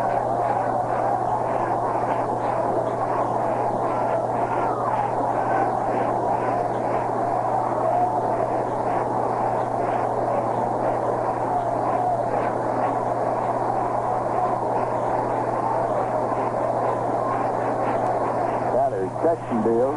Fastball in there for a called strike to the right-hand batter. Keene has walked, was on the field of choice, and struck out swinging.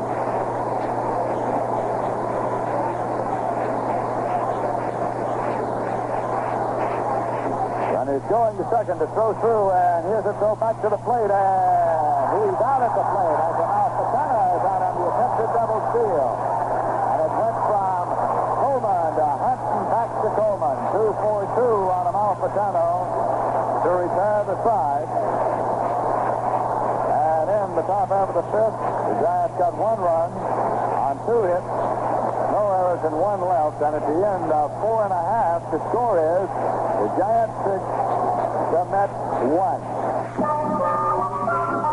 My dear, it's all gold, the stripy wood. Think of flying gold whenever you find me. It's not bitter, it's not sweet. It's a dry flavor treat. Won't you try extra dry Rheingold tea?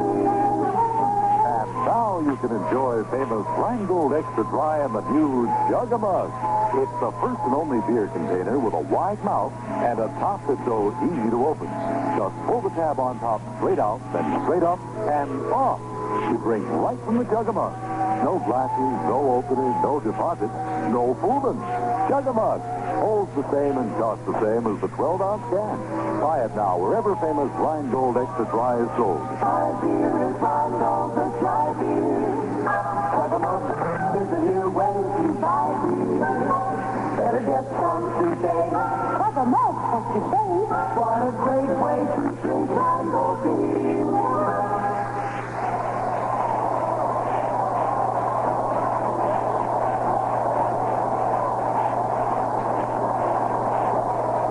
Scored in that inning by the Giants was unearned. The Mets are going to send the pinch hitter up here for Tracy Stallard in the bottom of the fifth. It is Cliff Cook batting for Stallard and Larry Bernard. Bill throws in the bullpen.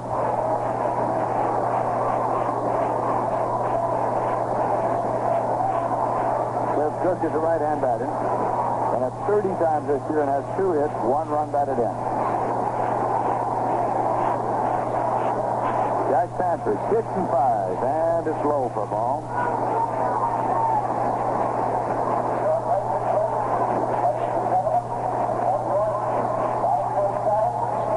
Again the pitch, and it's in there for a called strike. 1-1.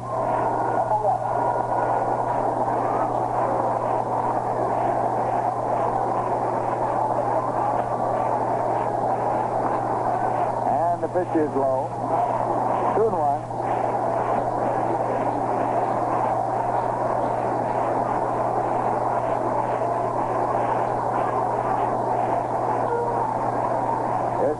Pitch. Swing and a foul back onto the screen out of play. It's 2-2. There's a huge sign being lofted out now in the center field bleachers that says Mets see, Giants no.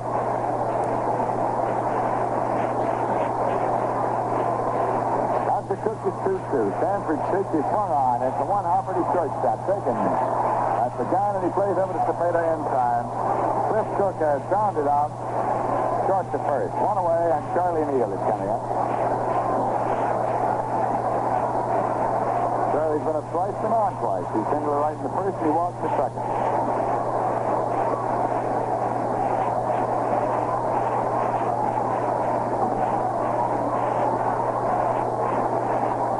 Here's the right-hand batter, Sanford, with the pitch. Swung on and foul back. Strike 1. We do not have an official ball game until this half inning is over. Giants are leading 6-1. That pitch is outside for ball.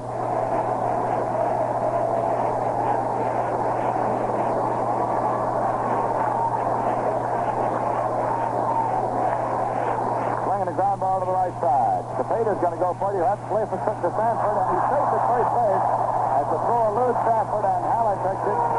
In the backup position, Charlie Neal is out at first. It's scored as an error. So the Mets get a base runner here. A throwing error on Cepeda. As Sanford came over to cover, he actually didn't lead him. He threw behind him. So with 1 away, Ron Huddleby coming up.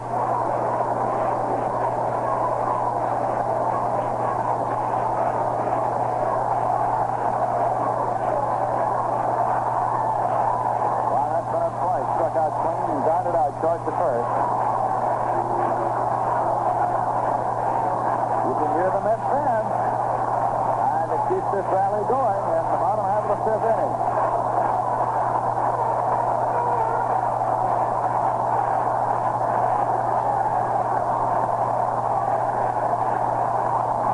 Swing and a miss. It's strike 1.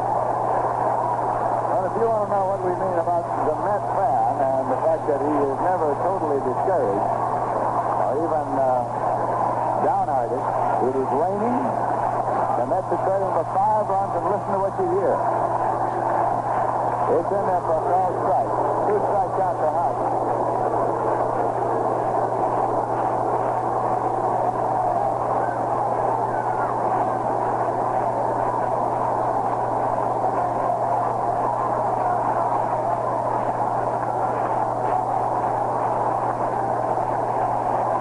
Pitch is high and away. 1-2 to Hunt. Hunt's season batting average is .315.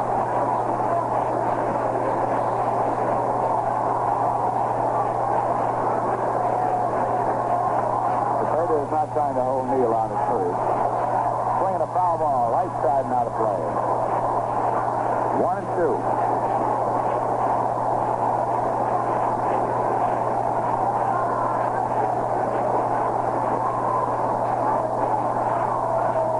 Bill Snyder's on deck for the Mets.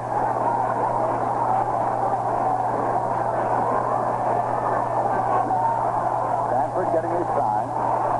Into a set position. Pitch is low. It's 2-2.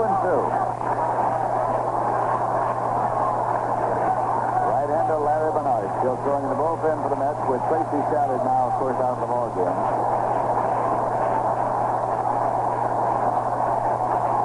There he goes again. Let's go Mets.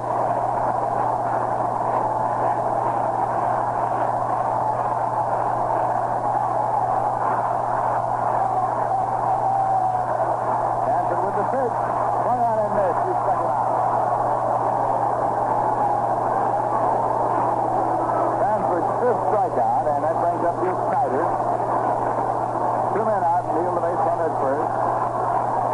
Duke is grounded out second to first, and had his arm single up the middle.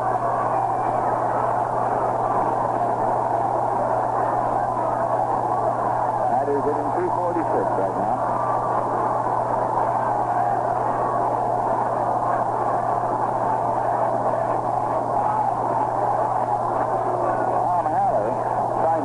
The plate off with his hand, and Mel Steiner said he didn't have anything to do with it. They need a towel, actually. And that boy started out with one, and Steiner waved him back and now asked for it.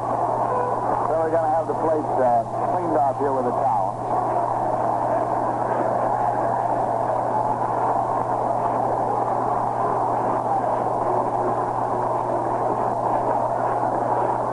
Duke Snyder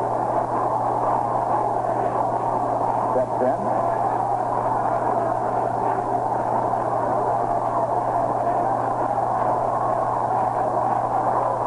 Two men out for the Mets in the bottom half of the fifth. Charlie Neal, the runner at first. The Giants lead 6-1. This pitch is a fastball in there for a foul strike.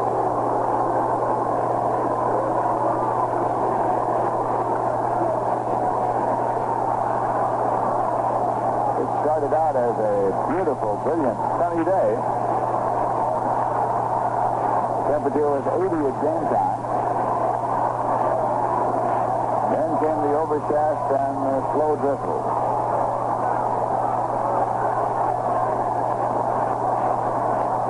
Jack Sanford comes set. Pitch is swung on and missed. 2 strikes out to the Duke.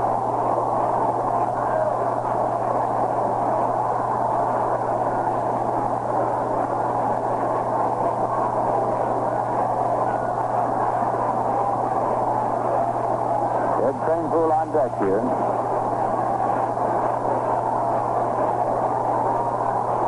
Neal leads off the bag at first. Pitch is high and away to Snyder. 1-2.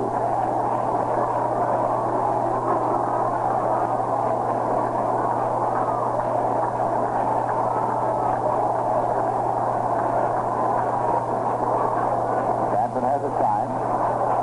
There's the 1-2 pitch.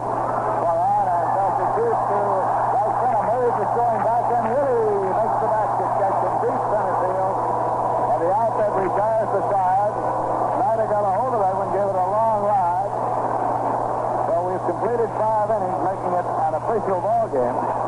In the bottom half of the fifth, the Mets got no runs, no hits. There was 1 error and 1 left. And the into 5. The score is Giant 6 to Mets 1. And if you like music, I think you'll love this. For the first taste of Rhino is what the food deserves.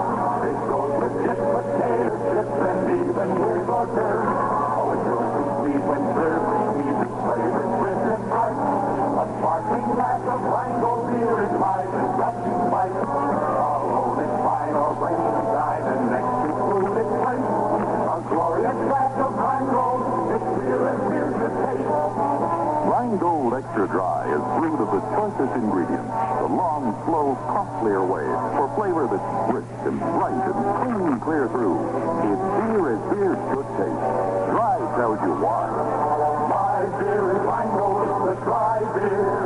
Think of Rheingold whenever you buy beer. It's not bitter, not sweet, it's the dry flavor treat. Won't you try extra dry Rheingold beer?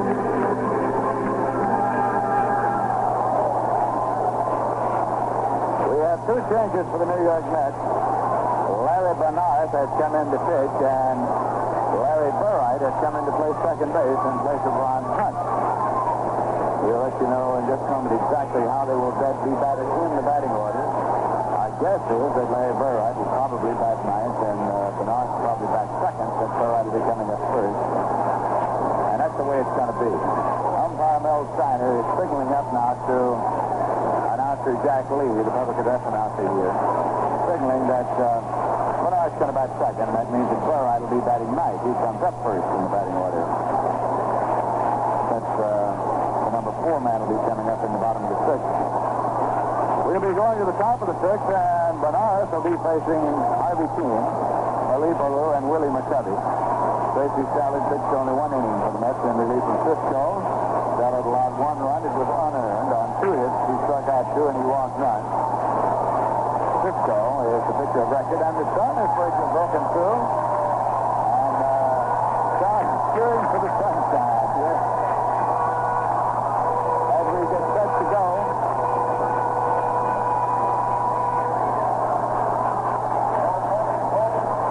So we're going to be all right for a lot more baseball here at the Polo Grounds this afternoon.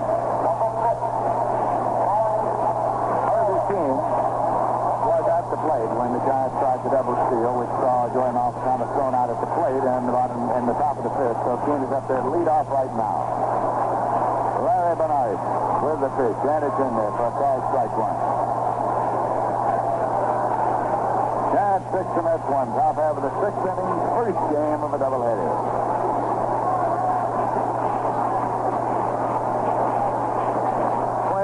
Pop down towards Charlie Neal at third. He is near the bag and makes the catch in fair territory. Keene pops out to Neal. There's 1 away, and Philippe Polo is coming up. This guy is going like a house of fire. He's hitting .376. He started the day hitting .374 and leading the National League in batting, and he's added 2 points to the batting average in addition to picking up a home run and 2 runs batted in. Gave him 18 runs batted in that far. Going on, and it's a fly ball to right center field. Hits Greenpool. It's got you, pounds the glove, moves a little, and makes the catch. So a little fly to right, 2 away, nobody on, and Willie Mays comes up. Fouled out to the catcher, struck out swinging and triple.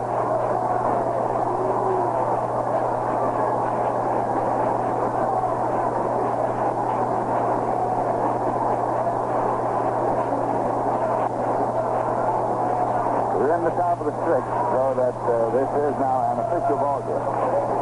That pitcher's in there for a call strike.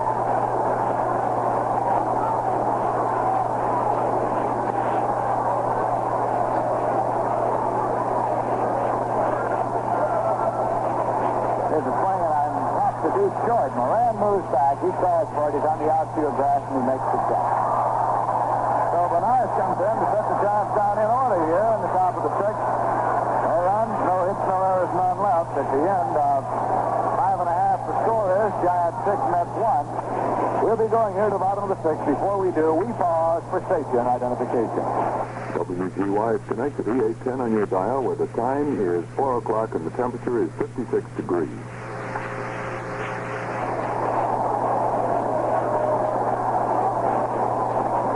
is Lindsey Nelson with Bob Murphy and Ralph Kiner. That's Polo's on. Ed Cranepool is up there to lead off for the Mets.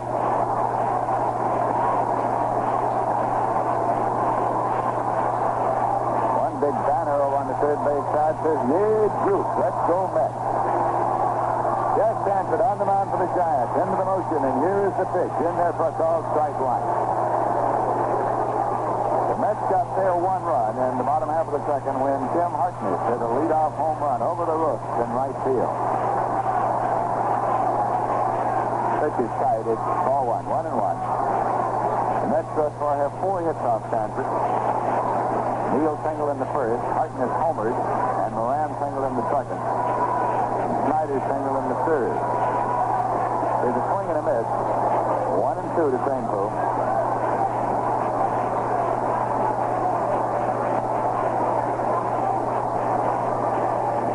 Frank Thomas is on deck for the Mets. 1-2 pitch. Fastball outside. It's 2-2.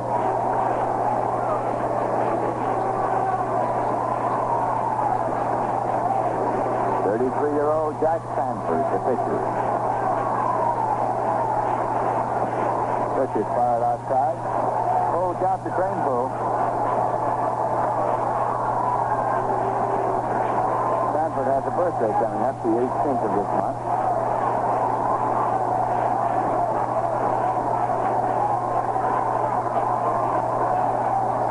There's a swing and a little number right back to Sanford. He lobs on over to first base. Cepeda takes it for the out.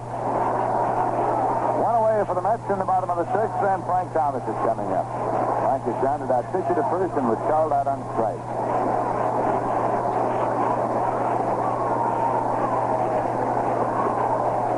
As you've joined us along the way, Willie Mays put the Giants out in front with a 3-run homer in the top half of the first inning.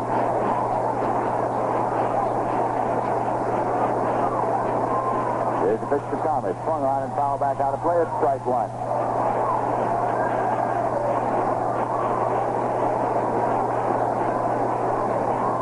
Have an off day tomorrow.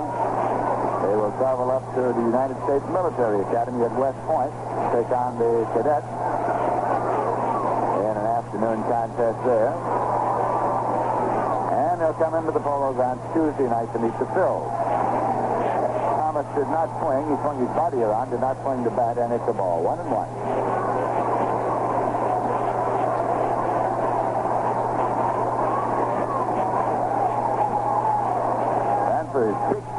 There's a swing and a foul tip. 1-2. Jack Sanford's a right-hander, and as he pitches, he swings his left foot across his body and back before getting unwound.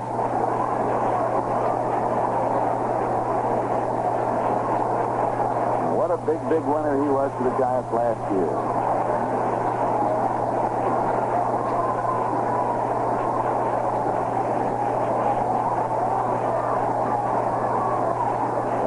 Pitch is low in the dirt. 2-2.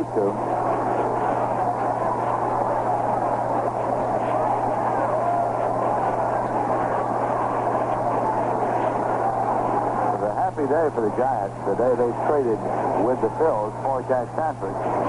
They got him in exchange for catcher Valmy Thomas and pitcher Ruben Gomez. Here's a swing and a ground ball to third, taken deep by Harvey Keene. Across the diamond, throw is low, and he's safe at first base. Cepeda couldn't dig it up. It's a throwing error charged against Harvey Keene, putting Frank Thomas on at first base and bringing up Tim Harkness, the man who had the homer for the Mets in the bottom of the second. Hey, there's no time like the present, and what better way to use it than to pour yourself a tall, cold glass of Rheingold Extra Dry.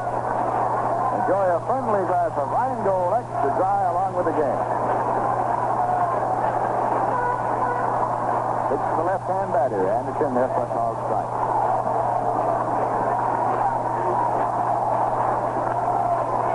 One man out, and the runner is first for the Mets, batting in the bottom of the 6th, with the Giants leading 6-1. Playing a ground ball that is going to the left side, going to go through for a base hit. Thomas continues, and then starts to go back, slips, and does make it back to second. Ball is punched through the hole, and there's a question who's going to go to the bag and who's going to go for the ground ball, and Harvey Keene and Jose Pagan actually got a little mixed up on their signals. Keene started for it. Pagan thought he was going to go for it, then he went back to the ball, went through. He died out there in short left field. But it is a base hit for Tim Harkness. Moved Thomas to second. He rounded second, then bluffed a big turn and then slipped as he started back. 2-2 Coleman is coming up for the Mets. Crowd comes alive here.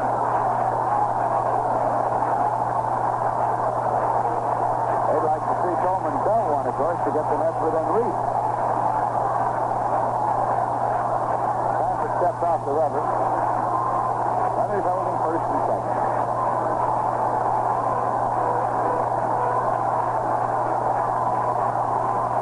Pitcher's flying at the ground ball to Cepeda deep. He turns, goes to second. They get the man there. There's no relay. As Harkness is first, Pagan took Cepeda's throw at second. Thomas moved on to third. But 2-2 Coleman is on at first, having forced Harkness. There goes 3 6 scoring. Thomas moves to third. 2 men out and shortstop Al Moran coming up. There's never any doubt in the mind of Orlando Cepeda where he was going with that one, since it was a hard hit ground ball. Harkness has not had a chance to get any sort of a start. Cepeda simply squared and fired on to Jose Pagan. Harkness was sliding in so that Pagan had no chance to make a return throw. Sanford checks, and the pitch to the right-hand batter is low for ball 1. Larry Burright is on Doug now, batting number 9 in the batting order of the Mets, in case you're keeping a scorecard.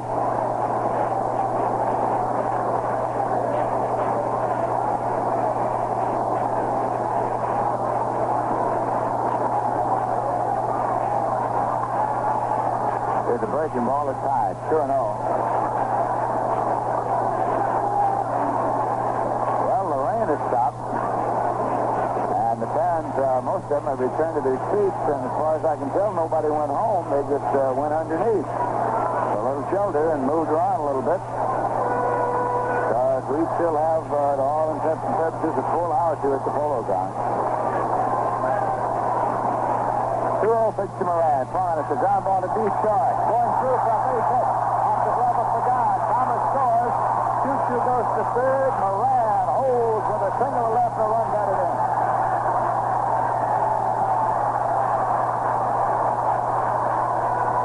So it is now 6-2. Pagan got over the side of the backhand stab, and he actually did get the glove on the ball just barely. It was just deflected. Continued right on out into left field. Coleman went to third. One is at first and third, and Larry Burright coming up. And Larry Johnson, the pitching coach of the Giants, up in the dugout, sitting down the bullpen, saying he wants a little action. They don't have it yet, but they'll get it in a minute because the pitching coach has sent the sign down. Here's a pitch to Burright in there for a call strike. The Mets have action in their bullpen tonight. That's John Rowe. We're getting action right now in the Giant bullpen. Here's a pitch to Burright. It's in there for a call strike, and Bob Boland is the man up and throwing for the Giants. The right-hander, Bob Boland. Sanford has 2 quick strikes on Burright here. It's the Giants 6, the Mets 2.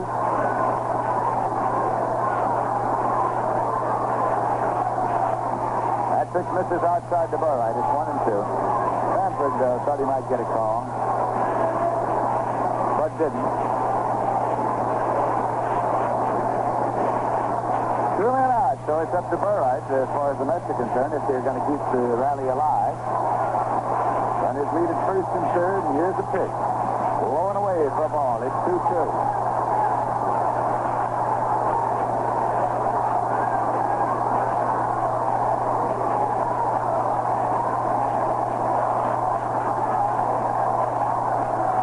Sanford is set, 2-2 pitch. Swung on and has a fly ball to right.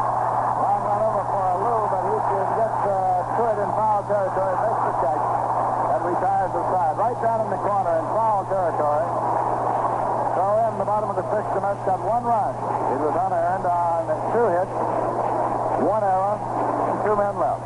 And at the the end of 6. The score is the Giants 6, the Mets 2. Coming in here now to carry you the rest of the way is Bob Murphy.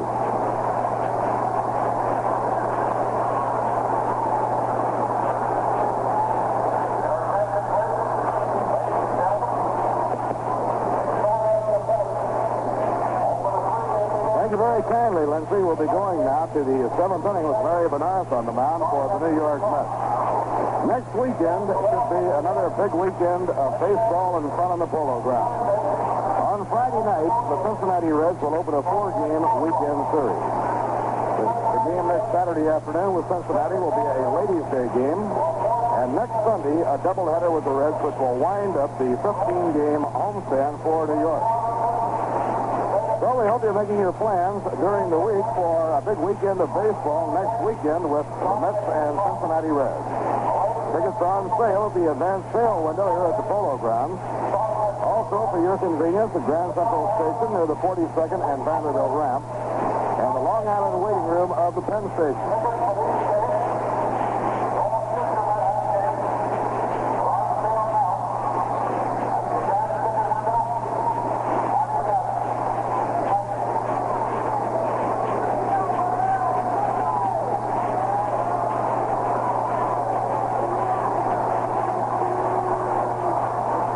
Willie Mays coming out to face Larry Benarth as we go along to the 7th inning. Giants 6 runs, 9 hits, 2 errors. New York 2 runs, 6 hits, 1 error. Larry Benarth starting his second inning of relief. He retired Keene, Alou, and McCovey in order in the 6th inning. Now the hitter is Willie. He jacked up and hit a tremendous 3-run homer in the opening inning. Pitch thrown by Benarth drives him back from the plate. 1 ball and no strike. Willie has hit a 3-run homer, fly deep to left center, and fly to left.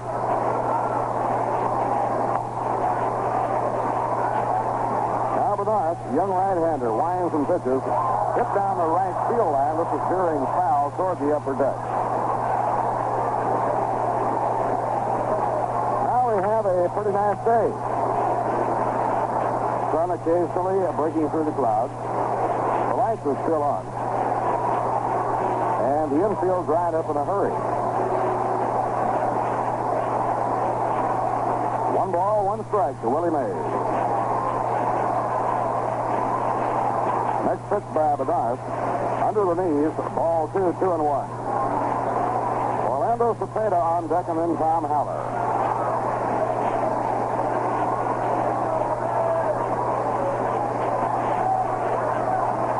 Coleman crossed behind the plate, setting that low target. A ground ball whacks the shortstop. Up with it is Al Moran. He strides and throws. In time, and Willie is out. 1 away, nobody on. Now Cepeda. Cepeda has 1 for 3, a double off the right field barrier. Orlando hitting at .347, and he has 6 home runs and 18 RBIs. Cepeda leading the Giants with 6 homers. But Philippe Alou, Ed Bailey, and Willie Mays have all hit 5. And Willie McCovey has hit 4. Swing and a miss, strike 1. What a rip that was by Orlando Cepeda.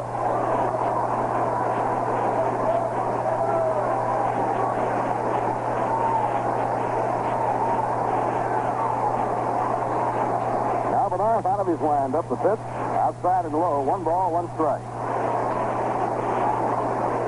They're in the last of the 9th inning in the first game in Philadelphia. Houston leading the Phillies 5-4.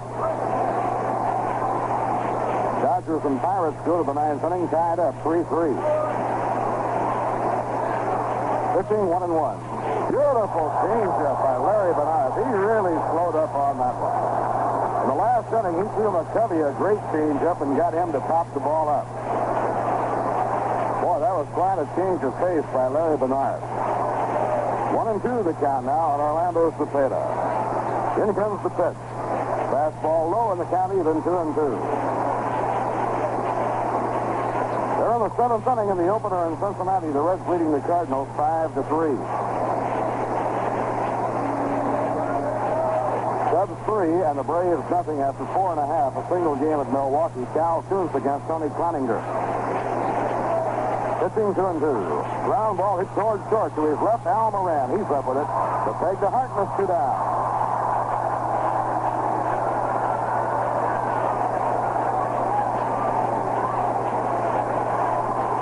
Two up and 2 set aside now by Larry Bernard. That brings on Tom Haller. 2 outs, nobody on. We're at the top of the 7th inning, first game of a doubleheader. Now Bernard, out of his wind up the pitch. Ground ball hit hard up the middle for a base hit.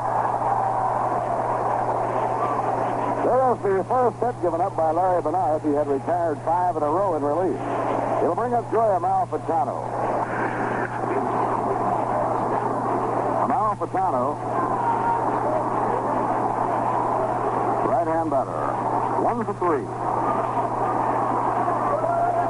In the third, Choo-Choo comes up with it. 1 ball and no strike. Quick throw to first, not in time.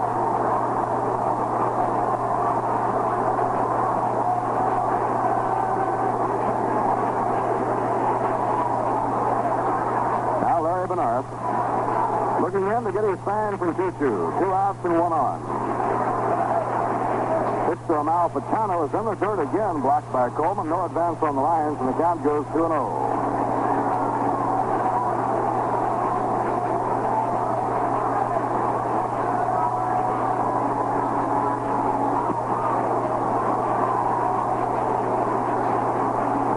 Second game today, it'll be Carl Willie against Billy Pierce.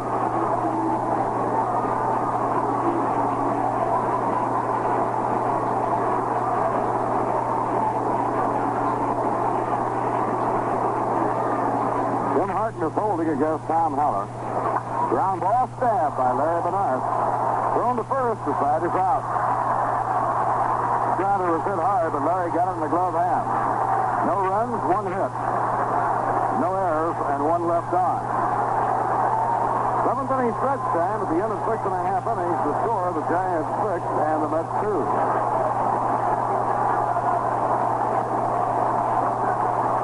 You know, a really smart hitter tries to look over the pitches until he gets the one that's right for him. The same thing goes for filter cigarette smokers. Now look them all over and you'll hit on Viceroy. Because Viceroy tastes the way you'd like a filter cigarette to taste. Not too strong, not too light. Viceroy's got the taste that's right. Now, what do I mean by the taste that's right? Well, if you smoke all 7 leading filter brands, you'll find some kind of taste like the unfiltered kind, and they succeed. The result, they're too strong. Others taste too light. They filter all the fun and flavor out of smoking. But Viceroy's not too strong, not too light. Viceroy's got the taste that's right. That's right, fans. Try Viceroy and the exclusive new slide top case. It's crush-proof like a box, but works far easier. It slides right open, slides shut tight. Either way, familiar softback or new slide top case, Viceroy's got the taste that's right.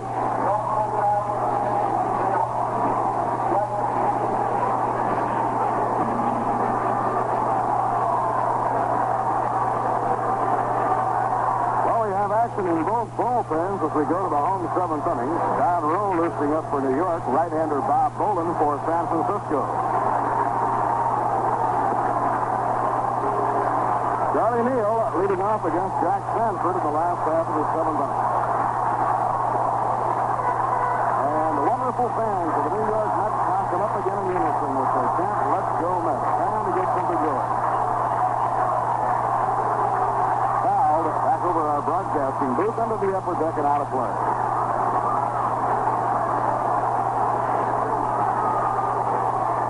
Larry Bernard is scheduled to hit next. Larry is out on the on-deck, but he's a pretty good hitter. Pitch is over. Ball strike. And a 2-strike count now on Charlie Neal. Charlie has singled to right, drawn a walk, and reached safely on a throwing error by Orlando Cepeda.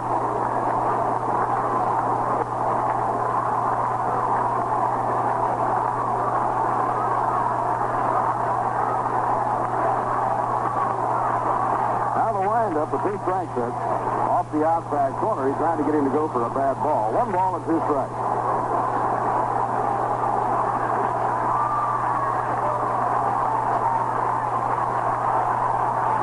Pitching 1 and 2. Outside and low, he lays off, and the count even now. 2 balls and 2 strikes.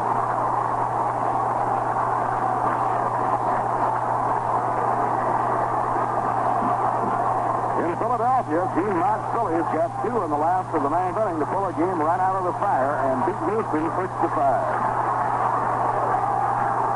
Jack Hamilton, the winner in relief, and Al Woodishick was the loser in relief. Foul ball off, no play, 2-2 on Charlie Neal. Last year, the Phillies beat Houston 17 out of 18 games, and they're picking up right where they left off last year.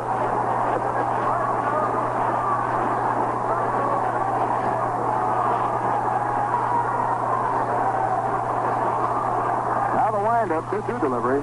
Frank's free call. The curves off the outside corner. That's number 6 in the game for right-hander Jack Sanford and brings up Larry Bernard.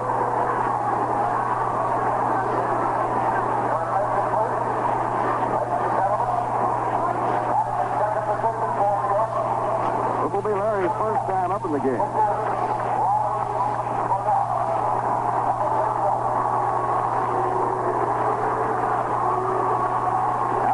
Comes up to hit. John Rowe stops warming up in the bullpen. Last year, Sanford was 24-7. A slow grounder right back to the mound, easily handled by Sanford. 2 men down. 2 outs and nobody on now. That brings up the Duke. And the Duke has 1 hit and 3 times up in the game today. His last time up, he sent Willie Mays back deep into center field to pull in a long drive.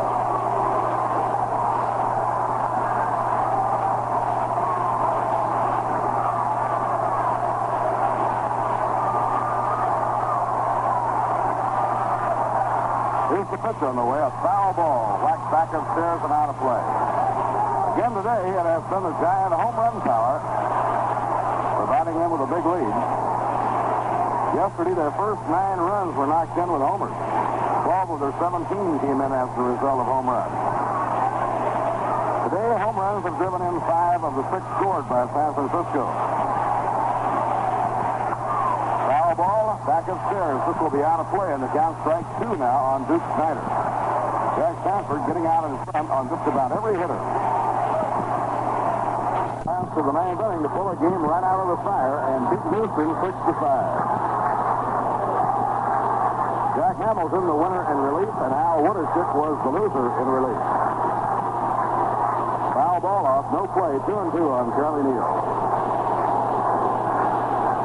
Last year, the Phillies beat Houston 17 out of 18 games, and they're picking up right where they left off last year.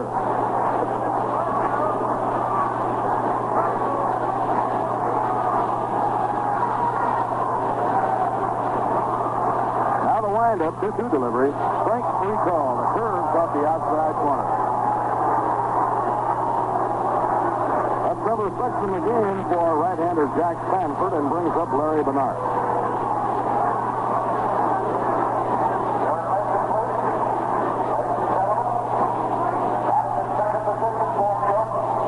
This will be Larry's first time up in the game.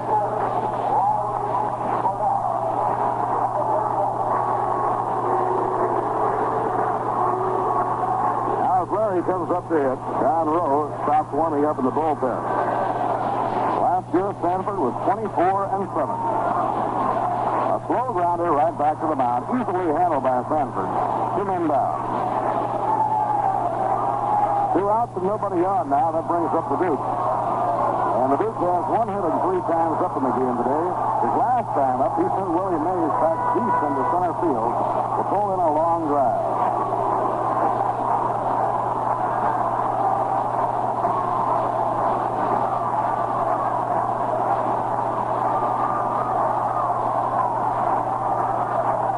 Here's the pitch on the way, a foul ball, whacked back upstairs and out of play. Again today, it has been the Giant home run power, providing them with a big lead. Yesterday, their first 9 runs were knocked in with homers. 12 of their 17 came in as the result of home runs. home runs have driven in 5 of the 6 scored by San Francisco. Foul ball, back upstairs. This will be out of play, and the count strikes 2 now on Duke Snyder. Jack Sanford getting out in front on just about every hitter.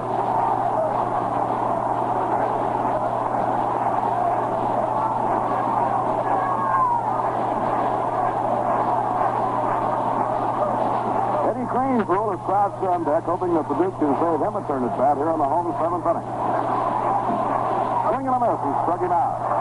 Strikeout number 7 for Jack Sanford. A very strong inning for him. No runs, no hits, no errors, and none left on. 7 innings complete. The score, the Giants 6, and the New York Mets 2.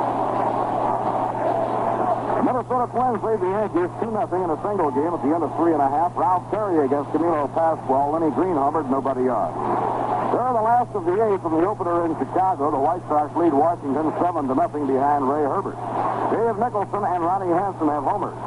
Big day for the Tigers. They lead the Orioles 11-4 after 5.5. 2 home runs by Bill Freehead, each with a man on, and 1 by John Orsino of Baltimore. Red Sox are out in the first without scoring at Kansas City. Dave Moorhead against Orlando Pena. Here are the warm-ups in Los Angeles for Cleveland. 20-game winner Dick Donovan. For the Angels, Bo Borski. Right here we go to the 8th inning and the opener of a doubleheader.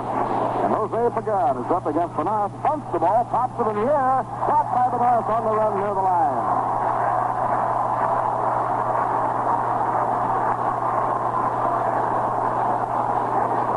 Fielding play by Larry Benas. That ball wasn't very high in the air. He really had to go fast to get to the line and pick it off. 1 away and nobody on. Now the 8th inning, the batter Jack Sanford. Jack getting a hand from the fans here in the Polo Grounds for his top pitcher.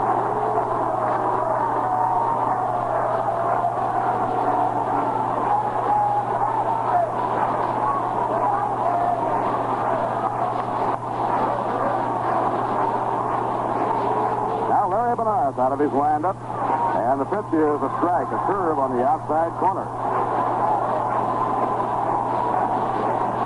Larry Benas has been the most effective pitcher for the Mets in this Giants series so far. The exception of Jay Hook, who pitched a good ball game in the opener on Friday night. Strike 2 called, another one on the outside corner.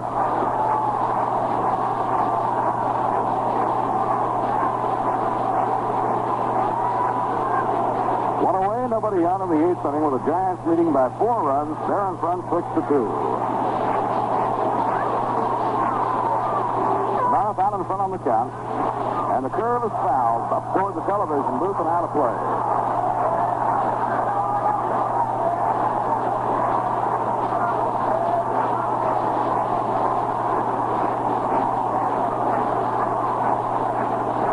Harvey Keene at the top of the batting order will be hitting next.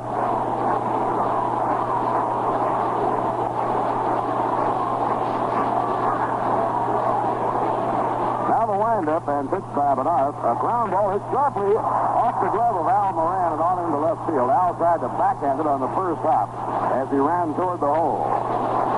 We'll wait for the scoring. It'll be an error charge for Al Moran.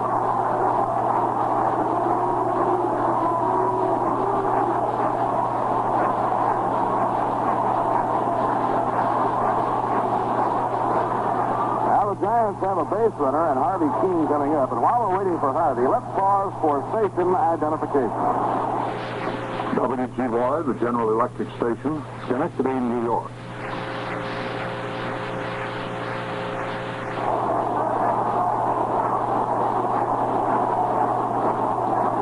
Bob Murphy with Lindsey Nelson and Ralph Kiner. We're in the 8th inning of the opener of the doubleheader. Harvey Keene is up. Harvey has been on with a walk, scored a run on Willie's homer. Otherwise, he's 0 for 3. Knee-high fastball, strike 1 call.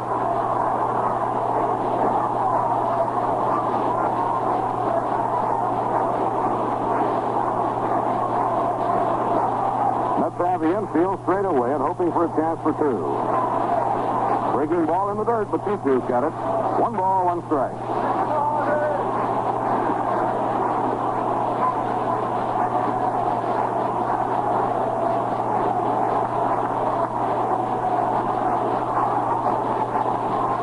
pitch by Benas. Inside and low, 2-1 on Hart, hitting Harvey. Keene, an 11-year veteran, and a last-time 300 hitter.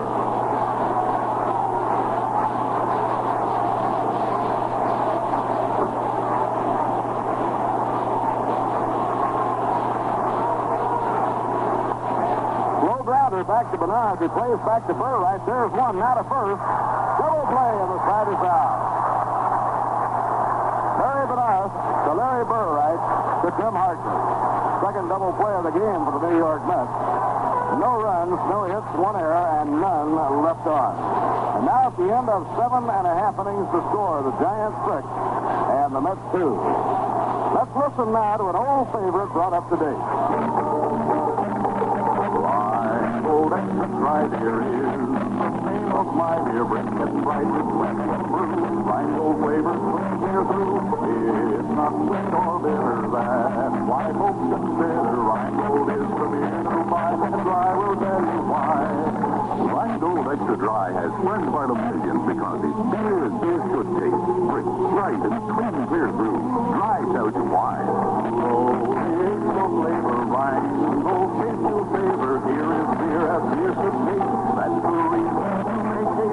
Next time you're out shopping, in a tavern popping, why not sing out clear and high? Rheingold Extra Dry. My beer is Rheingold, the dry beer. Think of Rheingold whenever you buy beer. It's not bitter, it's not sweet. It's dry flavor sweet. Dry, extra dry, Rheingold beer.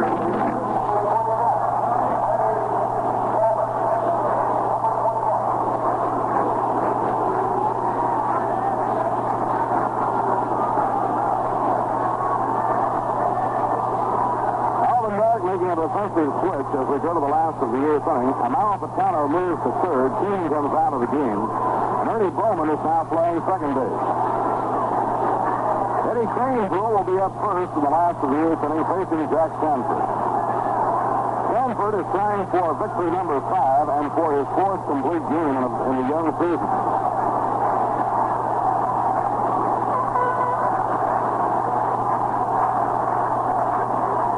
Out of his windup, the pitch to Cranesville, under the knees, 1 ball and no strike. Eddie has drawn a walk, bounced into a double play, started by Amalfitano and been thrown out by the pitcher. Foul back, 1 ball, 1 strike.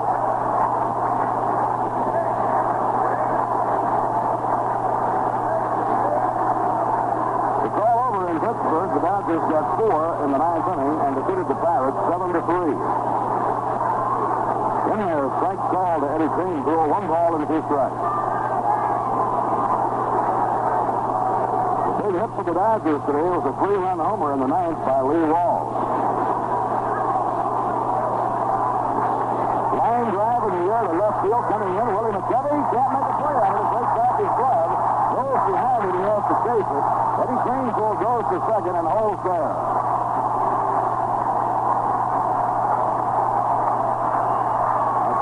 To left field for Eddie Cranesville.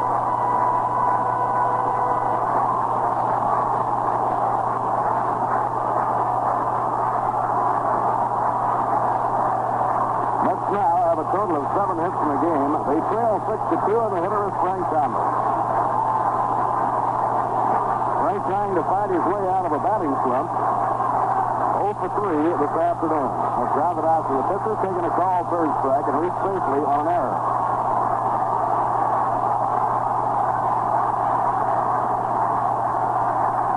Pretty hard to dampen the enthusiasm of the New York Mets baseball fans. Foul back, strike 1. Now on the double by Eddie Cranesville, the fans are once again yelling, "Let's go Mets." That has become the battle cry.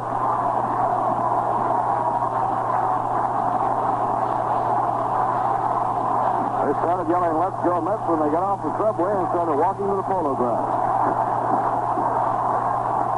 Fly ball popped into the air on the right side of the diamond. Ernie Bowman calling for it. Behind second, he has it for the out.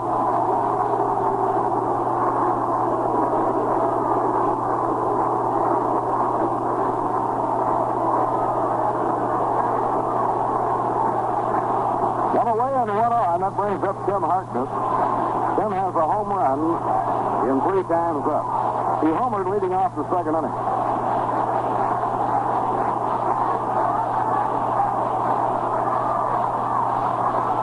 Inside and high. 1 ball, no strike.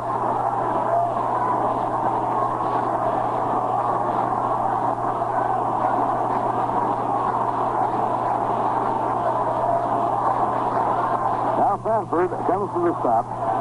And the pitch is popped foul toward the backstop, running back down Haller, but he'll have no play. It's against the screen.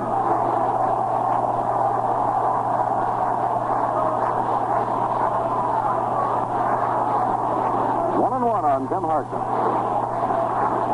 Say, do you know why Rheingold tastes so good? Well, dry tells you why.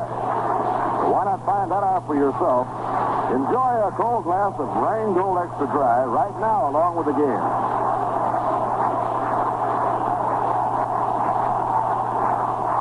Hit hard, a nice into right field for a base hit. Greenfield around third, he'll score. The peg comes into second base.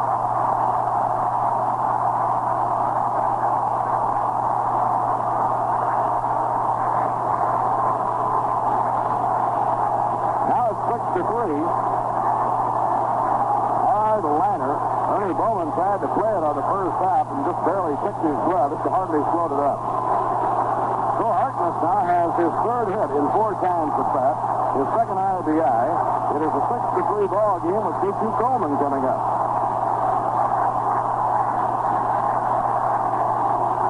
Bob Bolin cranking up again in the Giants bullpen. Let's now have 3 runs, 8 hits. 2-0 for 3. It's popped to short, been struck out, reached on a fielder's short. Drive really letting it go now. A foul ball back toward the upper deck and out of play.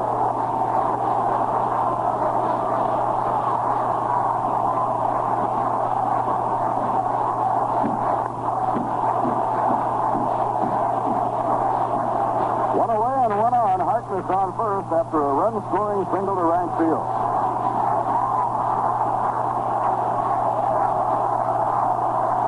Now the pitch by Sanford, and 2-2 pops it up. Infield pop fly, calling for it, Ernie Bowman, the second baseman. Midway between first and second, he takes it for the out. Now there are 2 away, and the hitter will be Al Moran, but Al is being called back to the dugout. Thornberry will come out to hit for him.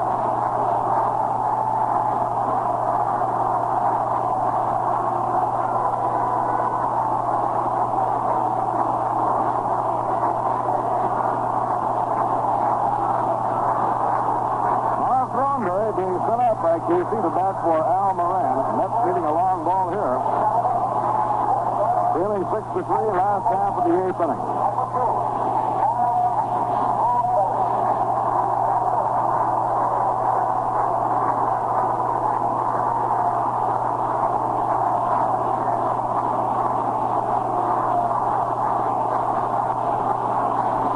Runs, 10 hits, 2 errors. New York, 3 runs, 8 hits, and 2 errors.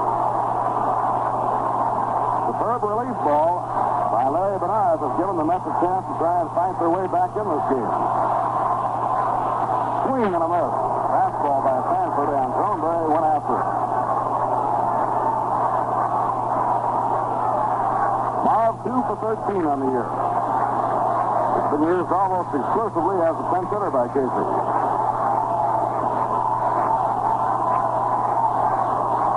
Not holding against Tim Harkness. Now he does move up to the bag. Here's the pitch. He lays off, but it's high. 1 ball, 1 strike.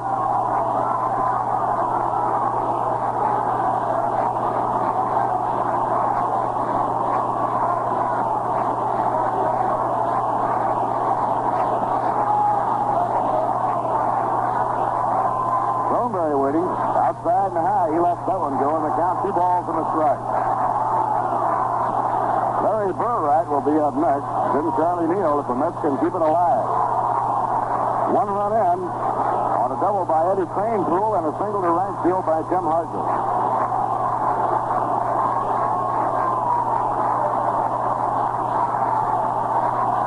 Pitching 2-1. Fastball over for a call strike, 2-2.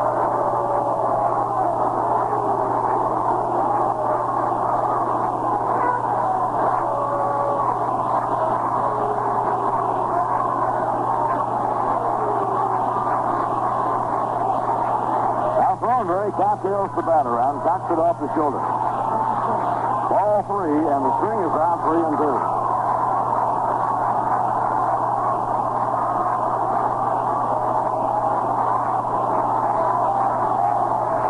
Tim Harkness, the runner on first, will be in motion on 3-2 and 2 men down.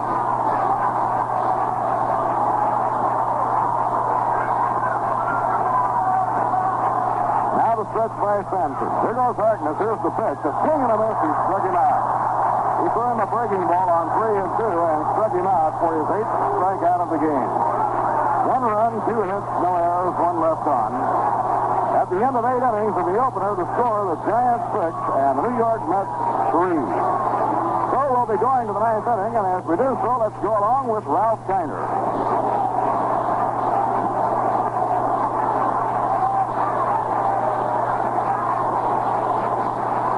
Bob, it's 6-3, and it's been another one of those ball games. A lot of thrills, a lot of excitement, and Jack Sanford has been pitching very well in the clutch for the San Francisco Giants against the New York Mets.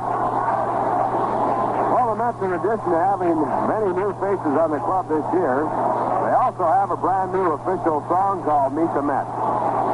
And I'm sure many of you already have heard it, if not, have sung it already. This catchy 45 RPM record with 2 versions of the song, one with the vocal, the other strictly instrumental, is now available.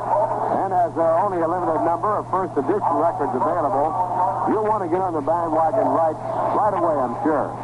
As a baseball fan, you want this highly prized souvenir item in your collection. And to obtain your copy of the Meet the Mets record, send $1 to Mets official song, Polo Grounds, New York 39, New York. Moving now to the top of the 9th inning, the Giants coming up. They lead by 3, and in the game for the Mets at third base is Rod Canneel. Rod Canneel replacing Al Moran at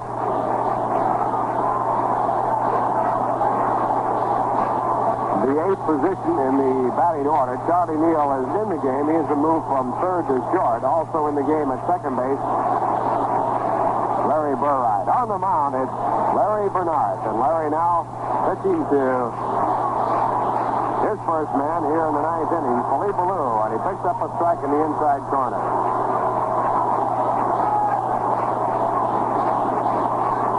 Only one man has reached on Larry Bernard as a result of a base hit. That was Tom Haller with a single to center field in 3 innings of work. There's a curve over Alou's head. He goes down. 1 ball, 1 strike. Alou is 1 for 4 in the game, but his 1 hit, a long home run with a man on. Giants have scored 5 of their 6 runs on home runs. 3 of them coming on Willie Mays' home run, 2 on Alou's. Bernard's back, a swing, a foul ball. The ball bouncing off the leg of Chichu Coleman. Coleman walking out in front of home plate. Ball bounced out of the dirt and bounced up and hit Coleman right on the leg. 1 ball and 2 strikes now. Here's the final score. Ray Herbert pitched a 3-hit shutout to defeat the Washington Senators 8-0. Home runs by Nicholson and Hansen, former Baltimore Oriole players, accounting for 3 of the runs scored by the White Sox. Herbert, the winning pitcher, teaming the losing pitcher. Now Bernard's back inside with a fastball. Spins Alou out of there. 2 balls and 2 strikes.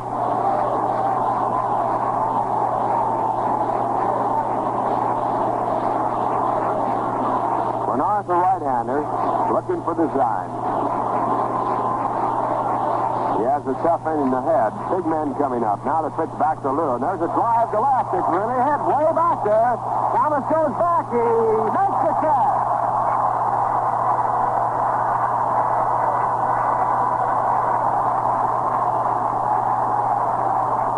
Frank Thomas, a real tough catch, coming up with the ball right by the wall. He caught it backhanded and crashed into the wall at the same time. One of the hardest catches in baseball to make, and that ball was well tagged by Polo. So Bernard gets his first man out here in the ninth inning, and it brings up Willie McCovey. Willie has 1 hit and 4 times up. Although by going out, is now batting .368. He leads the National League. And the first pitch to McCovey is a curveball for ball 1. Willie batting .321.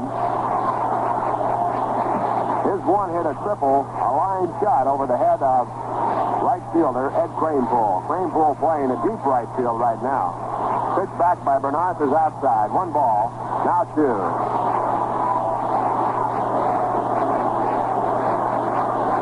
A home run hit by Lou was hit just like the ball that Thomas got, only harder, and it hit against the facade of the upper deck. 2-0 pitch inside for ball 3. You look at the San Francisco Giant club and you see some big men in McCovey and Cepeda. But Lou is probably built better than any of them. He is really strong. Now McCovey going for the 3-0 pitch, topping the ball out by the pitcher's mound. Bernard's up with it. He throws to first in time, out number 2.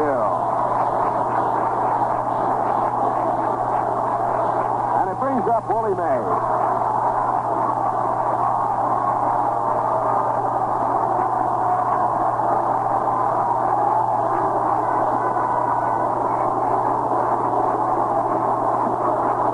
Willie Mays with 1 hit in the ball game, but it was a 3-run home run in the first inning to give the Giants the lead. And that's their way to lead it. 6-3 right now by 3 runs. But the first pitch to Mays is low for ball 1.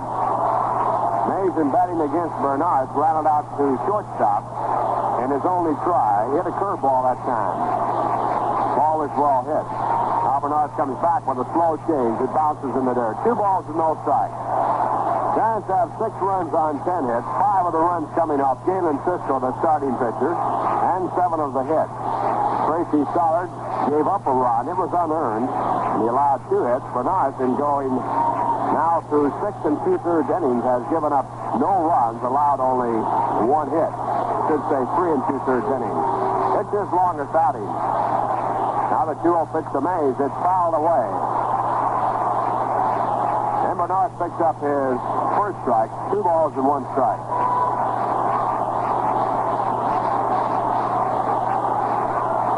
Mays batting .245. He has 5 home runs, 11 runs batted in. He's had 3 hits in the series.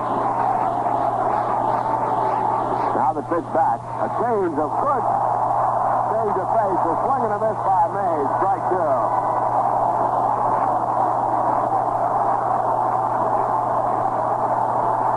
Well, you can watch Willie Mays many times in your life. You'll never see him fooled any more than he was that time. 2 balls and 2 strikes. He was way out in front. Swung over the top of the change of pace. Almost fell down. With a good change of pace. Using it very well here today. Now he's even at 2-2. Here's the swing.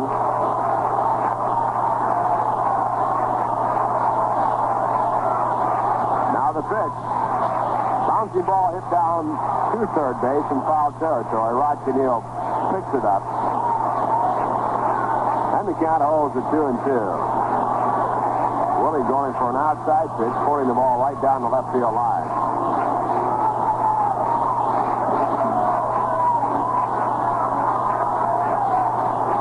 Top of the 9th inning, 2 men out. The score 6-3, Giants lead.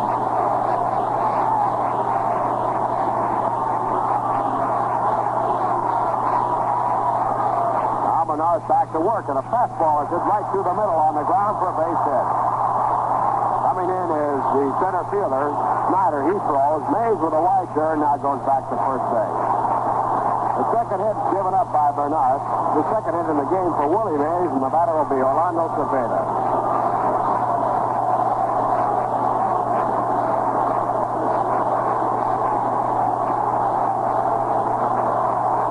Cepeda with 1 hit and 4 times up. It was a double off the right field wall. Has kept his batting streak going.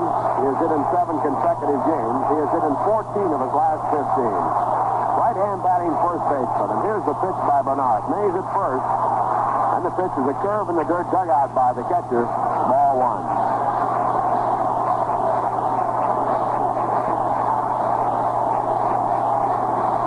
Giants lead by 3, top of the 9th inning. Larry Bernard, the third pitcher used in the game by manager Casey Stengel, working on the mound. Giving Cisco the starter. Tracy solid after Cisco, now Larry. Here's the stretch position. And the throw to the plate. A curve hit off the end of the bat down towards second base. Burright comes up with the ball. He throws to Neal at second base to retire the side. In the inning for the Giants, no runs on one hit. Nowhere is one man left. And the score at the end of 8 1/2 innings of play. The Giants 6, the New York Mets 3. And the Mets now coming to bat in the bottom half of the 9th inning. They will send up Larry Burright, Johnny Neal, and possibly a pinch hitter for Larry Bernard. Well, fans, this is only the beginning of the Mets' second great season, and with the crowd on in here today, it really is only the beginning. This could be the largest crowd ever. You and I, Lindsey Nelson and Bob Murphy, have got a date for over 130 more Mets broadcasts. So if I were you, well, I'd start stocking up right now with Rheingold Extra Dry. You know, nothing adds quite so much to your enjoyment of the game as settling back and relaxing with a tall, frosty glass of Rheingold. That's because Rheingold is beer should taste. And dry tells you why. Yes, 2 little words, extra dry, tell you that Rheingold is brewed the long, slow, costly way for a flavor that's brisk and bright and clean clear through. So next chance you get, why don't you make it a point to open up or order up a bottle or glass of refreshing Rheingold Extra Dry and enjoy it along with all of the New York Mets games.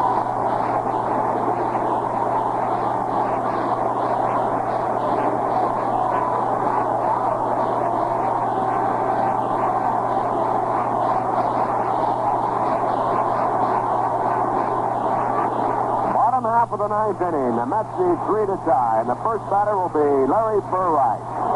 Larry came in the game in place of Ron Hunt, Ron being taken out for a little bit of rest. He hasn't been feeling too well. He's had a very heavy curve. Oh, so here is Burright in the first pitch. The Burright is bounced slowly down towards short, cut off by the pitcher, and the throw to first is in time. Jack Sanford, working here in the 9th inning, looking for a complete game, has out number 1, and the batter now will be Charlie Neal.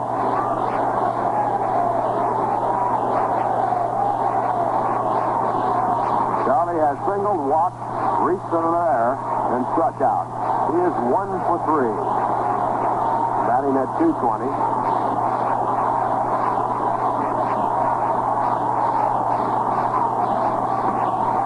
The first pitch to Neal as he takes is a strike call. In the on-deck circle now, Jim Hickman, he'll bat for the pitcher, Larry Bernard.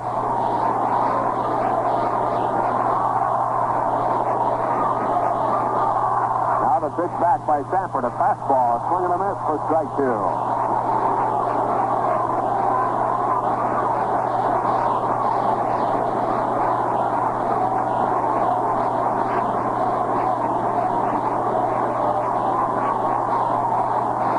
Sanford back to work, and he misses outside. 1 ball and 2 strikes. Giants lead by 3 runs. They have 6 runs on 11 hits. The Mets have 3 runs and 8 hits off.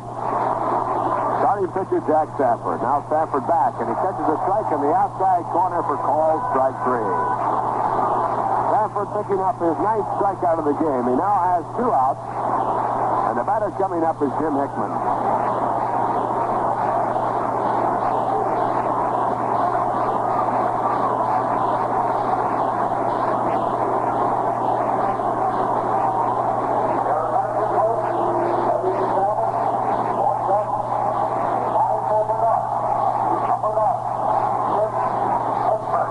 Batting for Larry Bernard. And the first pitch to Jim, a right-hand batter, is a fastball for a strike. 2 men out. Hickman has to keep the rally alive by getting on for the Mets. They need 3 to tie. Here's the pitch. And it's outside and low. 1 ball, 1 strike.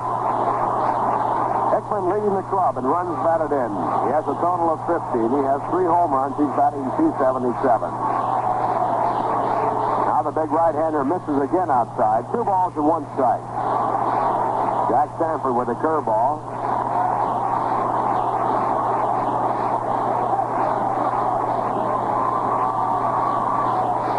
Here's the right-hander again. There's the ball slowly topped down toward third. He goes foul. Second game is scheduled right after this game, and of course, it'll be a big one for the Giants and the Mets. The Giants win this one, they take over first place in the National League. And we'll have, in the second game, pitching Billy Pierce for the Giants. There's a pitch outside for ball 3, and going for the Mets.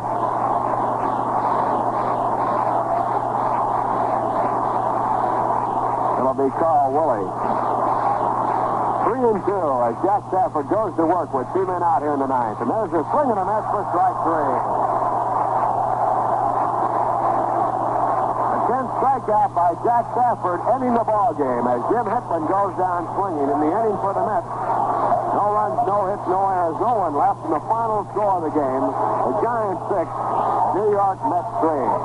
We'll be back with a recap of the ball game in just 60 seconds. You know, when a catcher suspects the runner will steal, well, it's the right time for him to call for a pitch out. And if you suspect that your present silver cigarette is stealing some of the pleasure you get out of smoking, well, it's the right time for you to try Viceroy. Because Viceroy tastes the way you'd like a silver cigarette to taste. Not too strong, not too light. Viceroy's got the taste that's right. What do I mean by the taste that's right? Well, if you smoke all 7 leading filter brands, you'll find some taste just like the unfiltered kind. And as you might suspect, they taste too strong. While other brands seem to be all filter, no flavor. They just plain taste too light. But Viceroy's not too strong, not too light. Viceroy's got the taste is right. So next time you buy cigarettes, make it Viceroy in the familiar softback or the new sliced out case. Either way, Viceroy's got the taste that's right. Well, Jack Sanford went all the way for the San Francisco Giants to pick up his 5th win of the year. He's lost only 1. Last year he won 24 and lost 7, so he's well on his way to being another 20-game winner for the Giants.